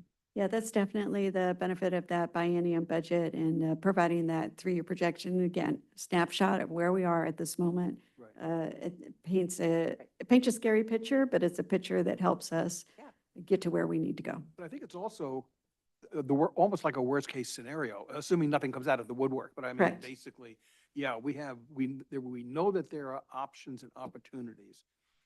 But this is what you're presenting is the worst case scenario. And I'm confident that we will take steps before that to make sure that we don't go over the cliff. Right. Well, I would agree with you 100%. And I'll say the difference between in the past and now is that council and staff, we're not kicking the can down the road, not trying to hide it, right? As you said, very transparent, And one of the things that I really like to say in the community, in the wider region, with all of the improvements and changes that we have made, all of our financial transparency portals and all of that we have on the website, that I think Lincoln has probably the greatest transparency than any city in Placer County. Now, does that mean we have the most money? No, but we are transparent about where we are. And you're right, we're not going to just not do anything. We're going to fix the problem. But in the past, it would have been shoved under the rug. It would have been, and actually, I think in some cases, the truth would have been kept from council to some degree, right? And so operating kind of in the dark and thinking things are one thing when they're really something else. So I'm very encouraged and heartened, even though we have a challenge and a problem to overcome, we can do it. But I'm excited about the fact that we can talk about it, and it's not like we're not pointing fingers. It's like, it's just the reality. And we're here in part because of what we talked about before, the miscalculation on the tax revenue areas and all of the fact that Lincoln is proportionately like way lower than any other city or town in Placer County, but we're addressing it. We're going to fix it. We're going to get it taken care of. And there might be other measures, but where we were before and where we are now, even though we have this structural deficit that we need to fix, we are light years away from where we were before. And I'm very proud about that. And it sounds weird, like, oh, I'm proud where we are because we got a problem. But when you look at the grand scheme of things, we've all done some great work together. And so that's something to be applauded. And we'll get through it. We'll figure it out. And in a couple of years, we're going to be looking at our projection, and it's not going to look like that. Yeah. So thank you. I'm with you. I get very defensive actually when somebody says, you know, that the city mismanages their funds, and I get that at some point that may have been the truth. But when I hear statements like that, it just makes me upset because they have a perception, and as transparent as we're being, come out, and we have solutions that are in play, which is again, what Richard said is, thank you staff for, bringing these things to the light of, for everyone to see. So, but we have not just the one that, the tax sharing thing, there's two other things in the works that we're looking at for solutions. And so I'm not worried that we'll be able to take care of this, which is great, but I just, makes me mad when people say, no, the city doesn't know what they're doing. I'm like, yeah, we do. You have comment? Yeah, well, actually, a comment and a question. So one, my compliments to staff. This is not an easy process. It's trying to meet the needs on a resource constrained and time constrained, trying to do it all in the time frame we have to do. So my compliments to the staff. The one area where I have a little bit of a intellectual reconciliation problem is we see that we have a structural deficit in the next 2 years, and that structural deficit creates a potential zero fund balance. Now, I understand that this is a snapshot in time. I think we're working on a number of things where this snapshot could be outdated in a month, or certainly in 6 months will look much different than it does today. So I appreciate that. At the same time, I'm not really interested in accelerating towards the cliff until some of those things happen. And that goes by way of incurring additional reoccurring expenses in this budget that accelerate us there until we know where some of these things sort out. So my question is, what are some of the mitigations that staff will take to kind of time some of these additional obligations to help mitigate accelerating towards the cliff until we get some clarity on some of these efforts that are underway? Yeah, that's a good question. So let me answer it from two perspectives. One is that although we don't really like to do this, we're going to do this. The number of the positions that flashed up onto the screen, almost all of them have are funded outside of the general fund. To the extent that there are some that are partially or fully funded within the general fund, depending on the critical nature of the role, we're going to ask those department heads to hold recruitments for some period of time into the fiscal year. Because, you got to figure, I'm not going to use police officer as a good example because that's a more high priority one, but let's take an office assistant. That kind of role, in fact, there's an office assistant in the PD. That's a good example. That kind of role is important in a different way, but is it critical from Chief Val's perspective that that person has started July 2nd, is all up to speed and working? No. So what we're going to do with some of those positions is we're going to have people hold until either third or fourth quarter of this year, or depending on their needs, first or second of next. Because what you got to remember is when we get all these position requests every year, and it's, I don't remember the number, but it's many more than dozens.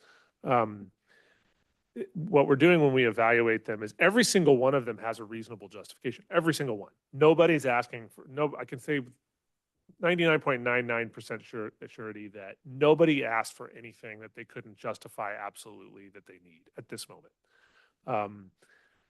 That said, when we cull down the herd, we sort of take all of those priorities and then we sort of assess what are council's typical priorities that they want to see. So public safety sits on top of the pyramid typically. And, or if you're talking about Maslow's pyramid, it's at the bottom. But nonetheless, it's the most important one. Then we kind of cut from there and cut from there and cut from there. So what we're doing in some of those positions that it's not absolute need, where I have an operational gap that we need to fill to serve people in this moment. Let's hold on recruitments until a time when there's two reasons for this. One is to save money in the interim.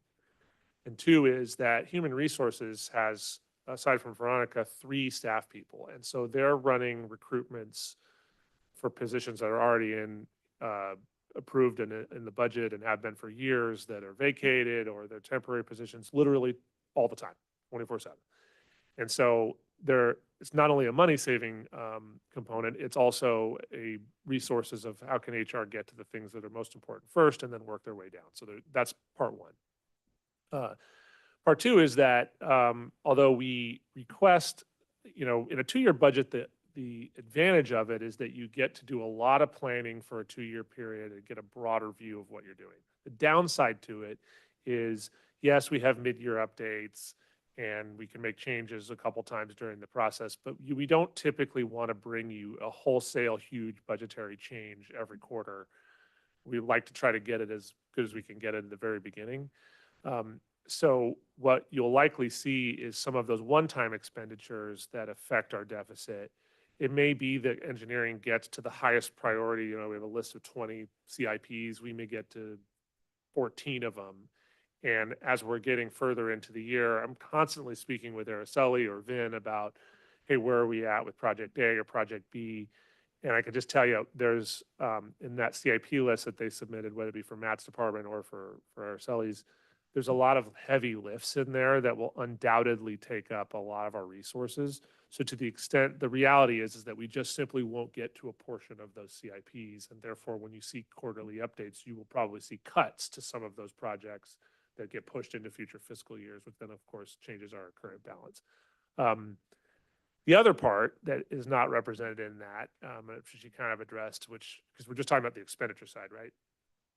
The other part is the revenue side. So what you'll also see in our quarterly updates is as we resolve property tax issues, as we address, NITA's smack dab right now in the middle of a fee study to sort of address a lot of general fund and non-general fund fees.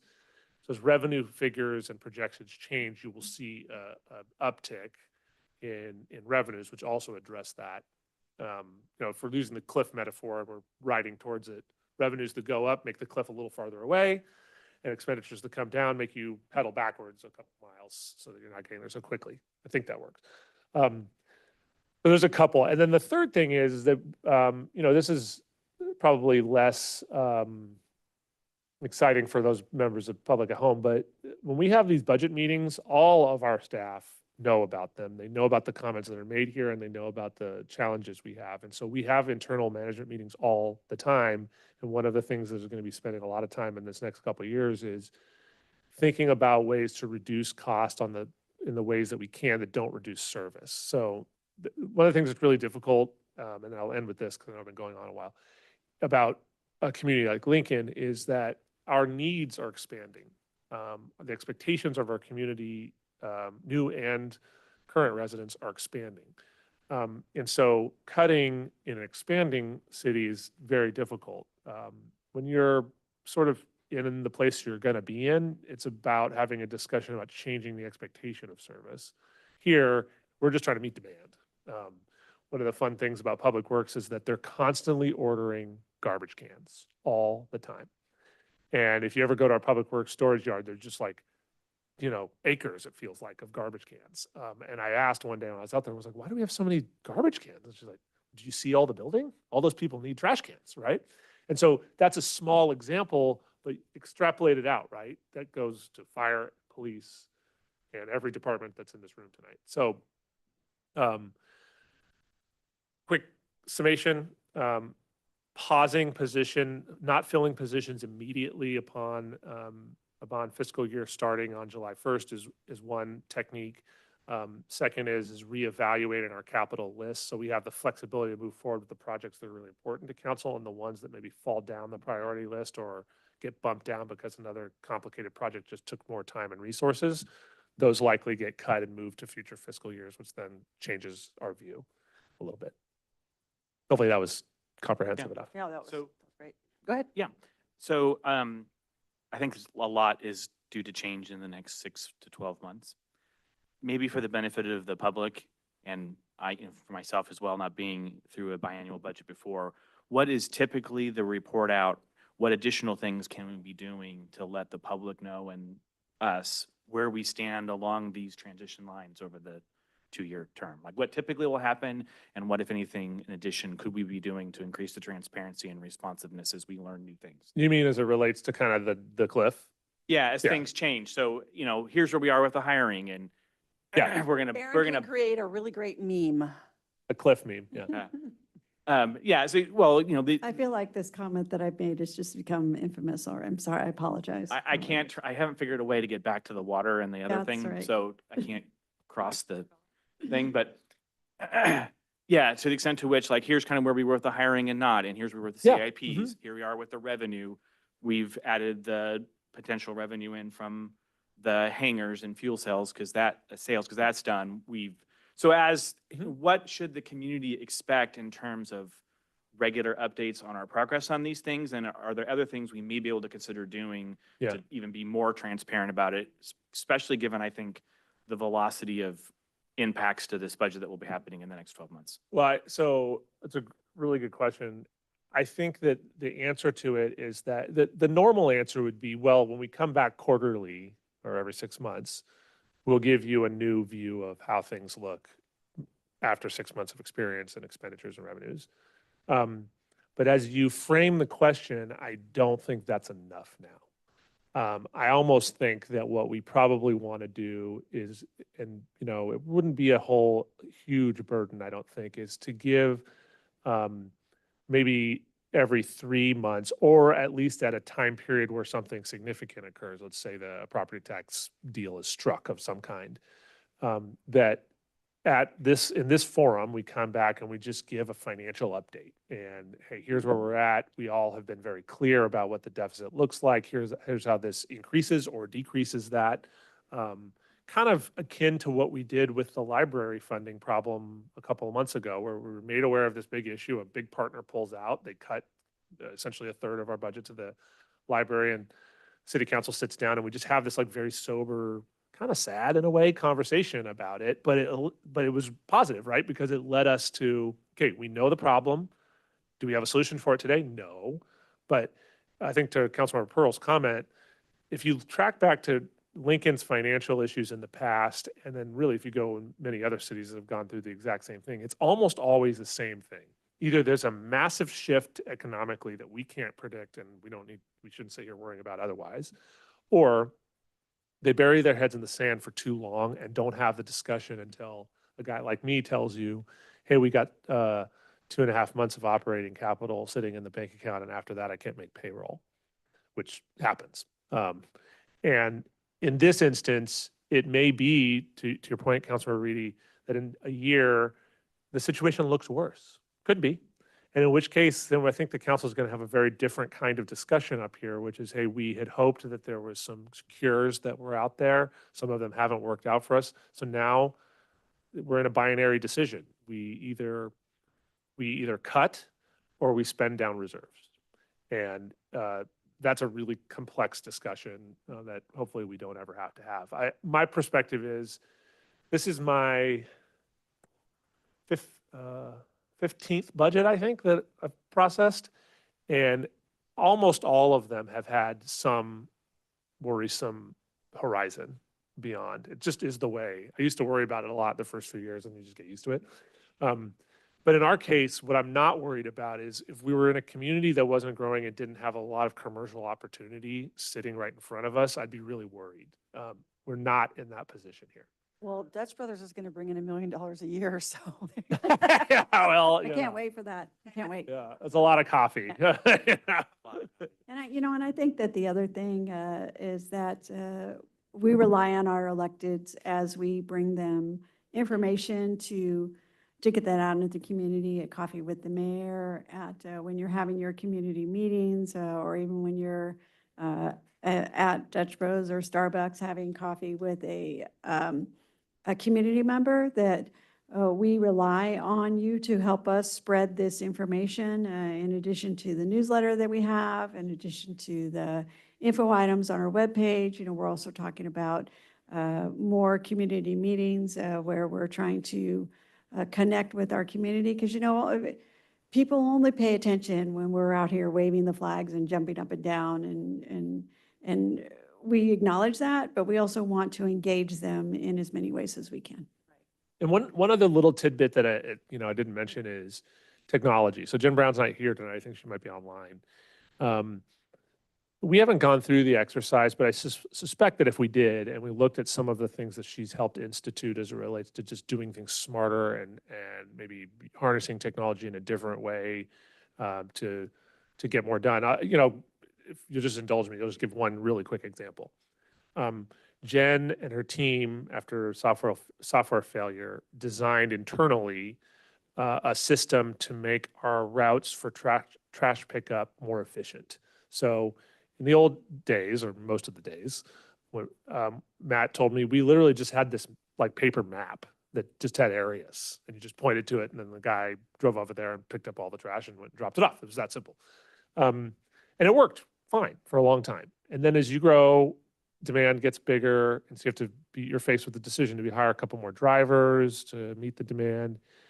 And what happened was she created sort of this program that's created the most efficient route for the driver based on their area they're covering, and created essentially more efficiencies so that instead of maybe hiring that extra 2 or 3 people you need to meet demand, you maybe only need the one person because you saved so much time harnessing that technology. And I think that in the next 2 years, we're probably going to see an exponential growth of that as it relates to especially our professional staff's ability to harness it and do what used to take 3 or 4 people or a couple of extra consultants, maybe quite a bit less. So also figuring out ways to cut costs that way, I think, is probably another key way in here. And we're already kind of doing it. It's just sort of accelerating it more. I wonder if there's a way that we could, for the transparency part of this, that we could have that the graph updated on our city website. Maybe whenever something big happens, we let everybody know, obviously in council, that we got a little bump up in our budget, and that graph kind of displays that as well in real time, or whenever Real-ish time, yeah. quarterly, real-ish. Yeah, like we could have a transparency dashboard, right? Where it Yeah. just kind of shows running. I mean, it probably wouldn't be on the transparency dashboard, but we could add this, an infographic to the splash page that we just update on like a quarterly basis. Yeah. Like the fundraising thermometer. That's what I Yes. was picturing, where it keeps going up, Right, pour water in, Mhm. the budget. The budget Oh, and cylinder. one other little tidbit that you sort of touched on, but I just think is really important, is you look at a deficit. What I just want to remind everybody is, I worry about structural deficits wherein cities are not funding reserves. If you're, to me, having worked in communities that are far more resource constrained, I'm worried when my city council is having to make decisions about pulling money out of reserves just to keep up the lights on. That's when you're still fully funding reserves for the time being, at least, we're not in panic mode at the moment. It's just flagging significant issue, and we need to address revenues and expenditures in the next 2 years really seriously, or we're going to have more serious discussions in 2 years. And we prefer that the meeting in 2 years is a lot like this one, where it's cordial and we move on to the next issue. Yeah. Okay, good. All right, we're gonna do public comment and then we'll come back for more. So I have a card on this one. Stella, you had a comment?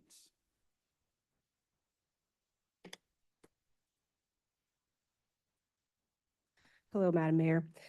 So I am ignorant to the funds, but I am getting informed, and for the sake of time, I'll echo the compliments of the council.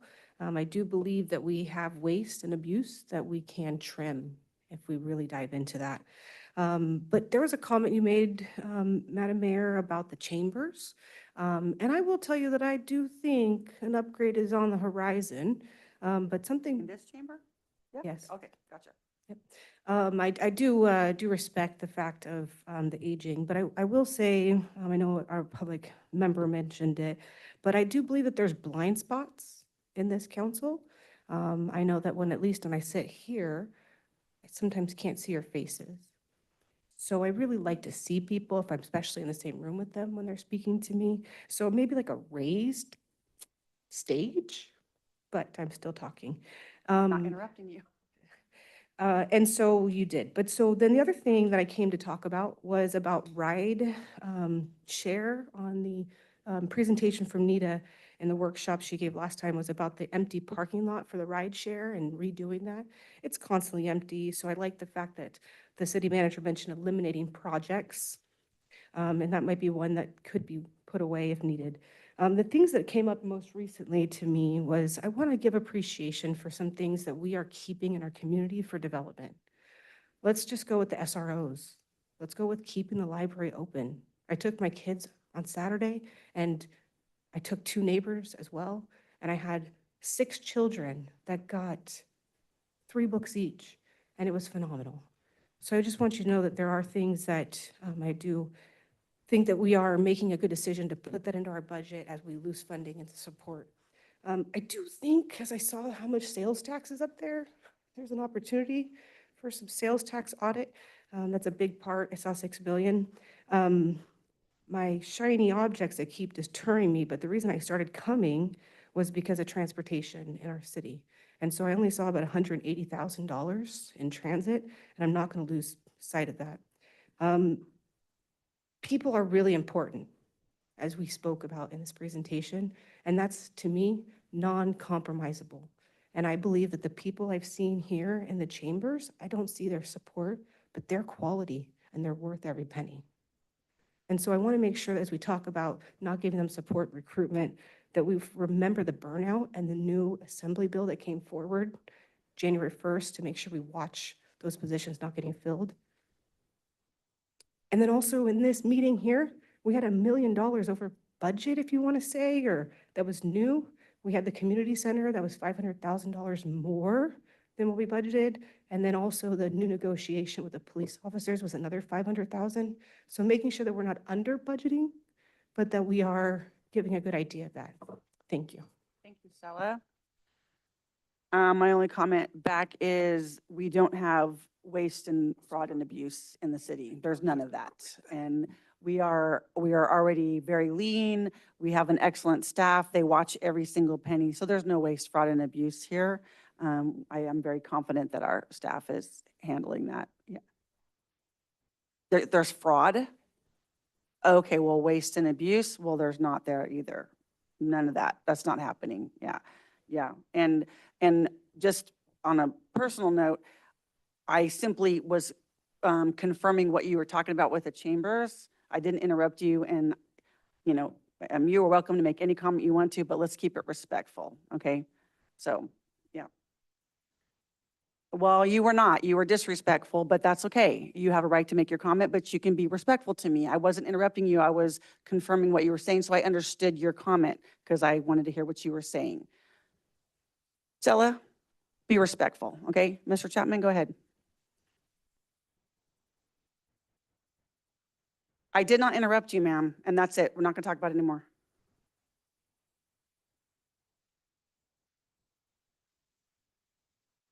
Again, thank you, Madam Mayor, council members, city staff. And I do encourage the public to try to get here as often as possible. And if not, you've got Zoom. In order to draw the big picture of what goes on, rather than coming down for a specific item, I found over the years and other places as well, cities, if you're not looking at the whole picture about what's going on, it's very difficult sometimes to understand why decisions are made the way they are. You still may not agree with it, but at least you have a better understanding. With the budget process too, I'm guessing that the city has done this, but I wanted to throw it out there anyway. The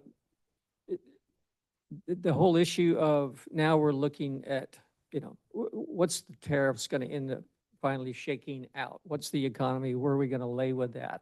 Where is the whole process of inflation and how that, a lot of those things we don't have an answer for. All we can do is kind of try to weather the storm, if you will. So with that, those things are very difficult in order to do. It seems like we're getting a whole bunch of information, sometimes not enough, sometimes too much. The other item that I simply wanted to bring back, and Easter's gone, but I'm still looking for this Easter egg in the budget.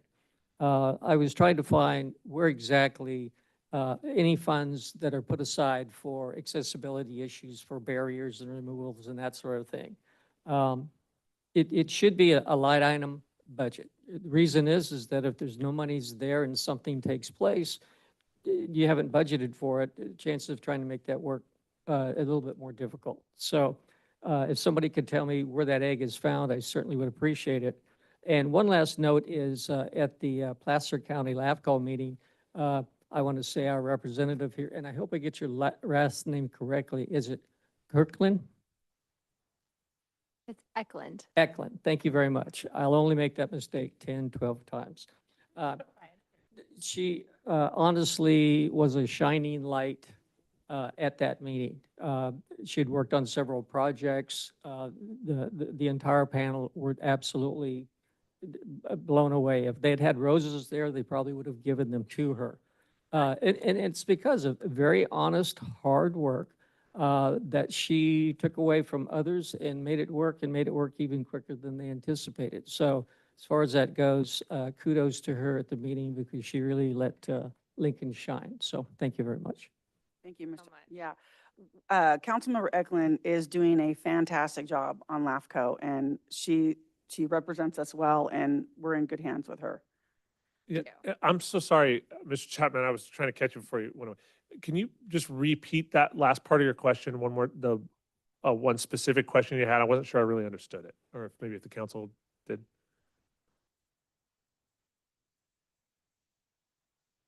Was it towards the beginning of the? The end, the egg. No, that was ADA. That was, ADA. I'm trying to find the ADA item. Oh, got it. Okay. It's so close. Got it. Like AD. And for who knows, egg. I may have been Egg. trying to look up Okay. egg. I was, It's a possibility. okay. Got I it, was got it. thinking the same, I was gonna ask later. Thank you, Mr. Chapman. Is there anybody, did you want to speak to that or not?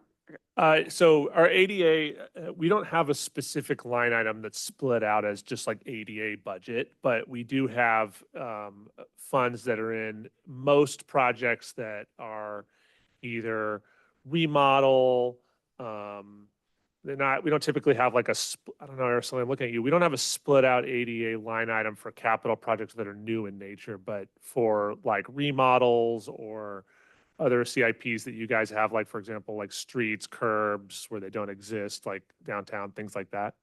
Curb ramp updates as we're going through, but we do have the ADA transition plan update that we have budgeted for this next biennium. So that'd be the one line item we do have called out. Oh, that's true. Yeah, so that's the big one is, and if you don't know, Mr. Chapman, I think, does know, but if you don't know what that is, ADA transition plan is a required document that you have to have that sort of identifies all of your areas in the community that are public space that are substandard and need to be updated to meet current ADA standards. You essentially list them, and our job is to sort of tick those off as we move along. Right. And there's actually we try to kind of do them in alongside projects that we are going to do anyway. So for example, Araceli has a number of projects in the numbered and lettered streets in the downtown area that we have budgeted in this project that include ADA ramps and crossing areas that currently do not exist at all. New parking lot updates that'll be coming soon as well. That will obviously also include upgrades to the ADA parking stalls. Right, thank you. And I would just clarify for council that we do not adopt a line item budget. We adopt our budget based on the fund, which is an appropriate and allowable way to adopt a budget. Darla, did you have a comment or question? Come up to the mic. Yeah, I know, I'm going to make you walk up here, sorry. People online People wanna want to hear hear you. you.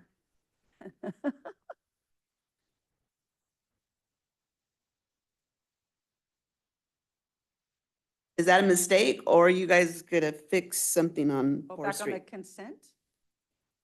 Oh, okay. Or is that supposed to be Third and now? That Did you on say the 11C? It is Fourth and L. What are you gonna do on Fourth and L? All stop signs. There's already two? Yeah, there are only two, so they're gonna make it You're a gonna four-way. add two more? Yeah, so it's Okay. consistent with the rest. of So the it has block nothing that- to do with Third and now? No. Okay. Yeah, that project is approved, bid. I think it's already bid. Good catch. Is there anybody online that has comments or questions? No? Okay. Bring it back to council. Yeah, go ahead. I had two questions. One was, I saw that there was an officer budgeted. What does that do for us and our public safety?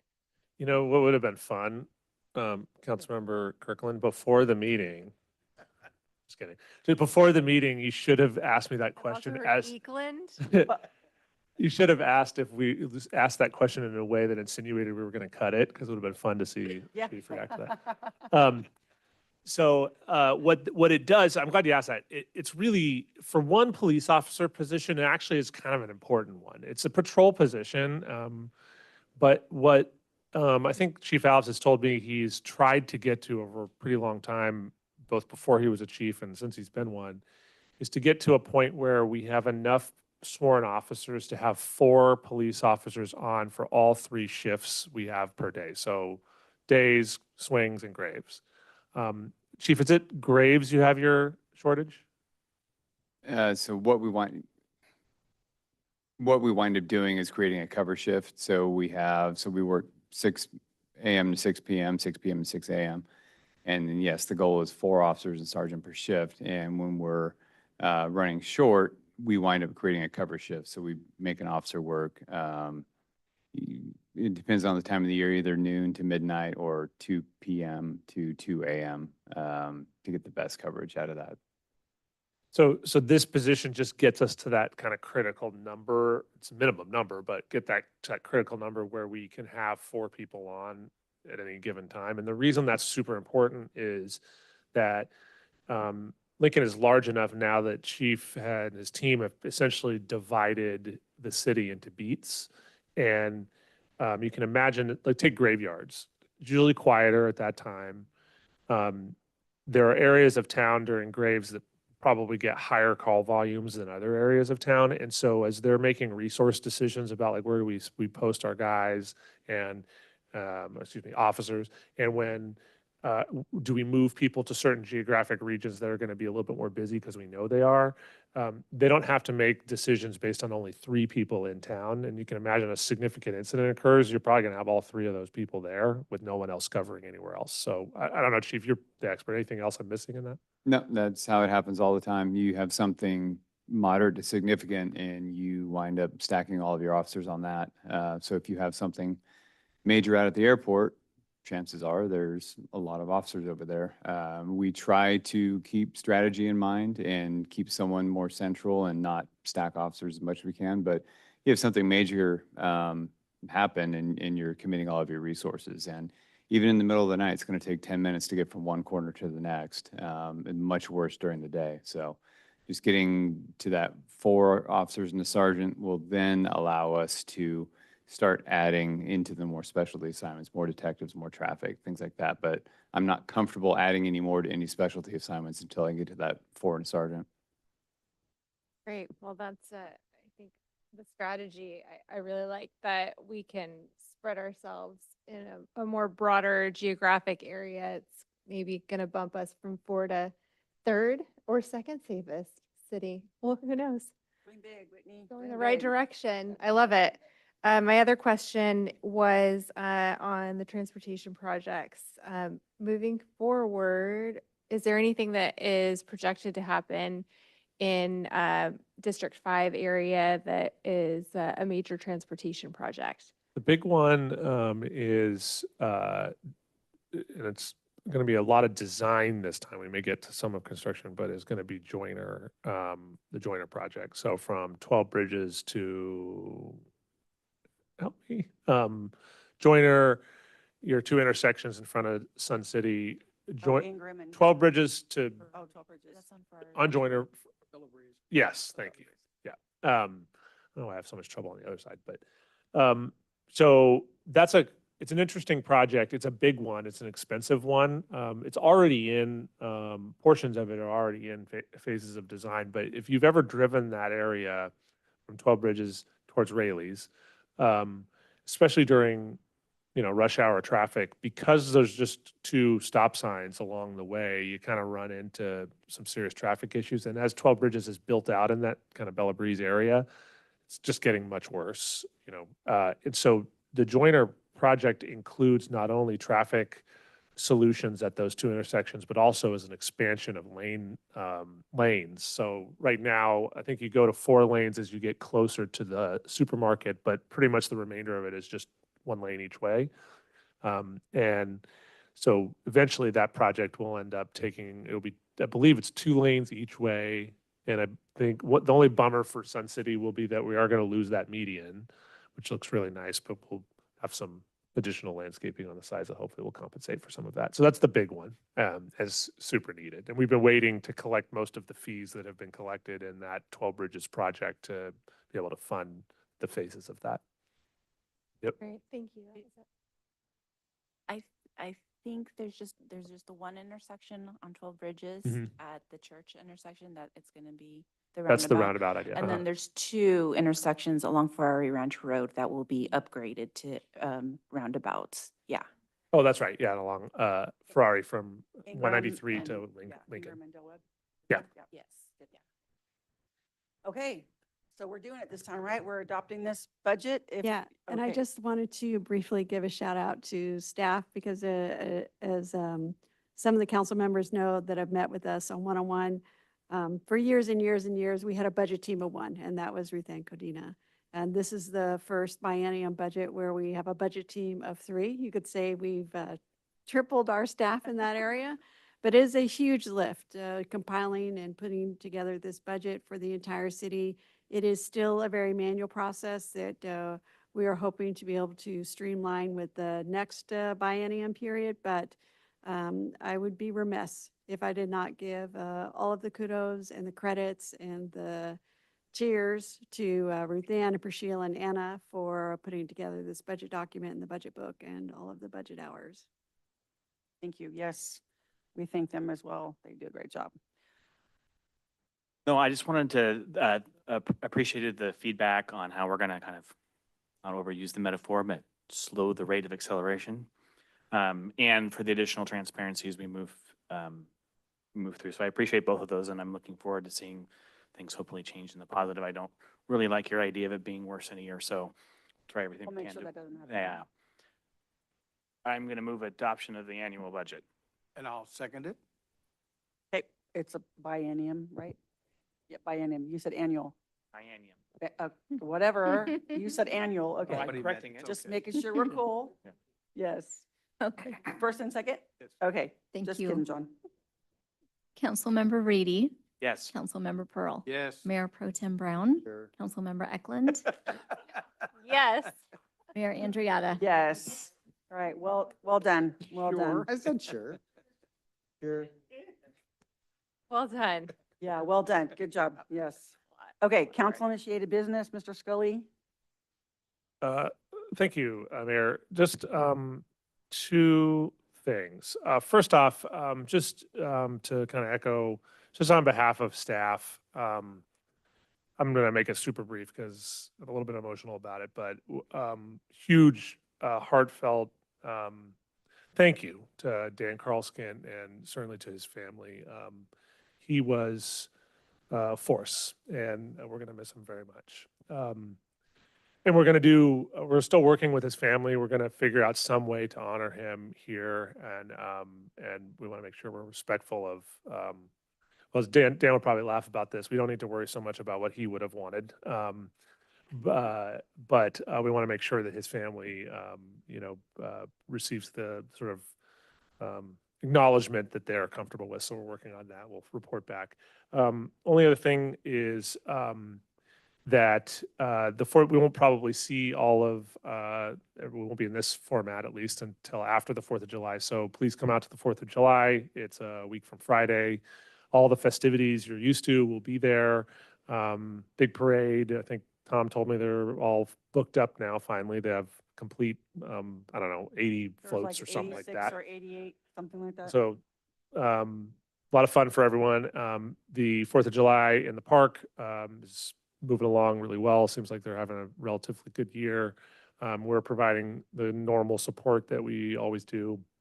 And then after that, we will have a full slate of items. Now that we're done with this part, this takes up so many resources for like 6 months. We have a long list sitting on Hope's desk of items that are either waiting to get to you or are planned to get to you. So we'll have a very busy July and August. Last thing I'll say is at some point, maybe in the fall, we will maybe we may wait till the new year, but the council was brought up to me by a couple members of the public this last week that Other city councils have a longer discussion typically at the beginning of the year about when they strategically cancel city council meetings throughout the year. And some will go dark the first meeting in July because, you just finished the budget and people want to take a vacation for the summer or whatever.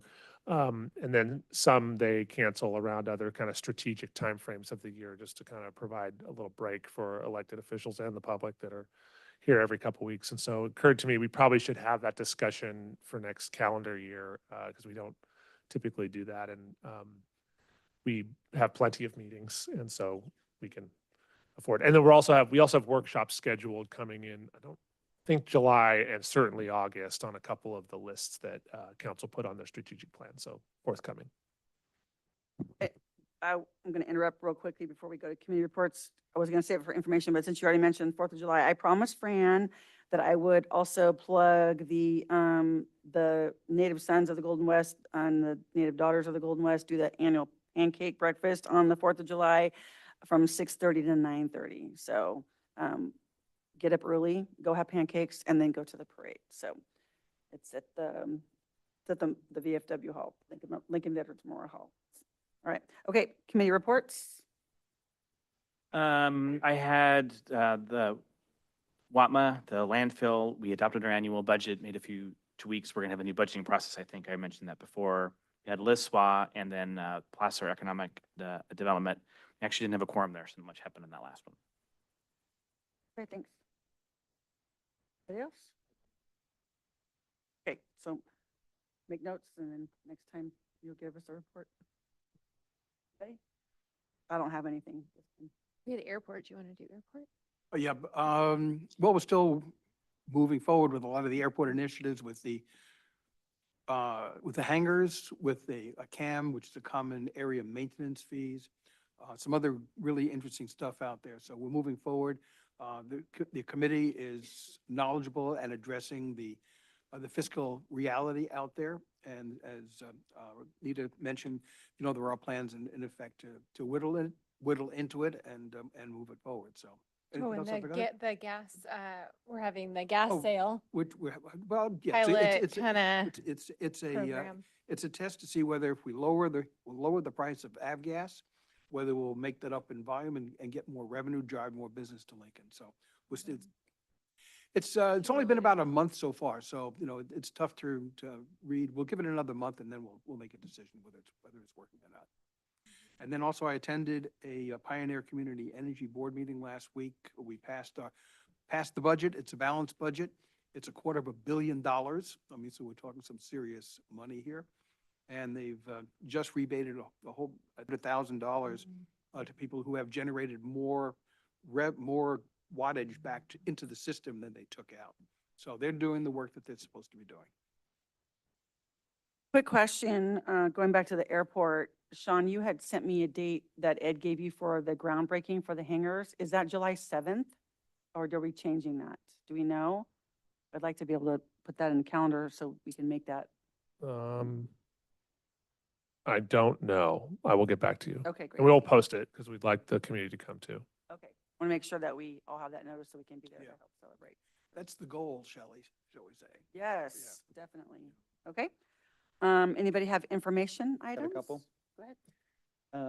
Ribbon cutting for I-80, that lane expansion I went to, Kevin Kiley was there, other council members, supervisors, it's a big deal. $49 million for that expansion of that one lane. And that's towards Rockland, right? Eastbound. Yeah. Yeah. Okay. Good. Also, this last Tuesday, of course, we had the hearing for TGI, and the only thing I would like to say about that is there's a lot of propaganda that's out there. And before you start believing stuff that you hear, look to verify, especially during public comment. Not everything that somebody says is fact. So that, and then of course there's a ribbon cutting for Placer County Fair on Thursday afternoon. Mayor, I'm so sorry to interrupt. There was one thing I really need to mention just so that everybody can go hopefully support it.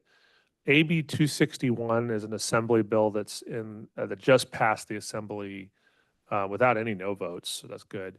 That specifically seeks to change what's allowable under the fire hazard severity zone maps. So the SACT issue we're concerned about here, basically what it would do is it creates an appeal process where a city can appeal those zones that have been included in, kind of like we do with FEMA maps now, where you provide them some relevant information and data and they can choose to remove it if you can prove it, which we feel we can do in many areas of Lincoln. And the BIA is a big sponsor, or at least a supporter of the bill, supported by California building officials, BOMA, League of Cities, a number of others.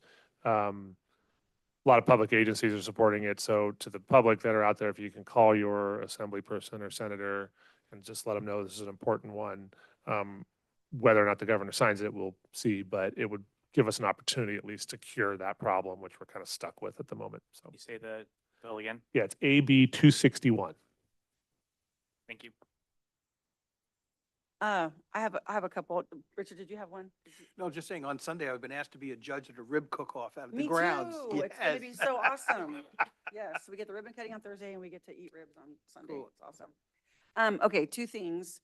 One is, because I work with the Placer County chaplaincy, I get a chance to work with our officers at our DUI checkpoint. And we had one a couple weeks ago and at 12 Bridges. And, I just want to say this is the third time that I've done that with them. And they are, fast, efficient to set up, tear down. It's very well set up and our officers do a great job when they stop people, when talking to them. And so it's a lot of fun. I guess that's a weird word, but like we, give them the flyers and this time the MAD volunteers were there, which was cool. They haven't been there the other two times. Talking to the people and giving them the flyer, like why we're here, why we're doing this. But the officers do a great job. We did catch one, which is good. I mean, the goal is to not have anybody and it's education, but when someone makes that bad choice, we get them and that was really good. So I really appreciate our department and the way they handle that. It's funny too, because some people like, I've never been through a DUI checkpoint and they're taking pictures of us and stuff. I was one of those people. Yes. Yes, they're like, oh my gosh, this is so exciting. And then some people are like, they're recording us, like, why are you stopping us? It's really funny, but I just want to say our officers do a great job. And it's a point of pride to stand out there with them and help do that. And then the other thing is, I think we talked about this with the former council. I don't think we talked about it with our current council. And it's just something that I want on our radar. It's nothing that we really need to dive into deeply right now, of course, or put on the agenda later. But we've got a lot of issues that, and we talked about it earlier tonight, that we want to bring to the League of California Cities. And it just seems more and more that they're not really fighting for the cities. They say they are, but they're not really. Like they've gotten to this place where they're more where the board and the organization, they don't want to rock the boat. And so they do a lot of lip service, and their trainings are good and all that. But as far as advocating for local control, for helping the cities, they're really missing the mark. And I brought this up once before and we kind of had a robust conversation about it and there was some support for it. But I just want to kind of put this out there. If they continue down this path and if they don't get on board with helping us with this local control issue and what the state is trying to do with these grants for these homeless facilities and stuff, I'm of the mind just to stop being a member for a while. And there's other cities who have pulled out and they don't like it. They don't like it when cities cancel. You can still pay to go to the conferences. You just pay the non-member fee or whatever. But it sends a statement that, we're paying you to be an advocate for us and you're not. You're just, being a bureaucrat. And so I think, there's a lot of valid things, like I said, going to the trainings and stuff and networking with other people. But I'm of the mind if they're going to be weak, then we don't need to be members. So I just want to put that out there and we can talk about it as we move forward. Just something to think about. Right? Yeah, no, I support you on that. Yeah. And I think that they need to be there for us when we really need them. Yep. And that's when we learn the value. Exactly. All right, anybody else? Hey, thank you, staff, everybody. We are adjourned.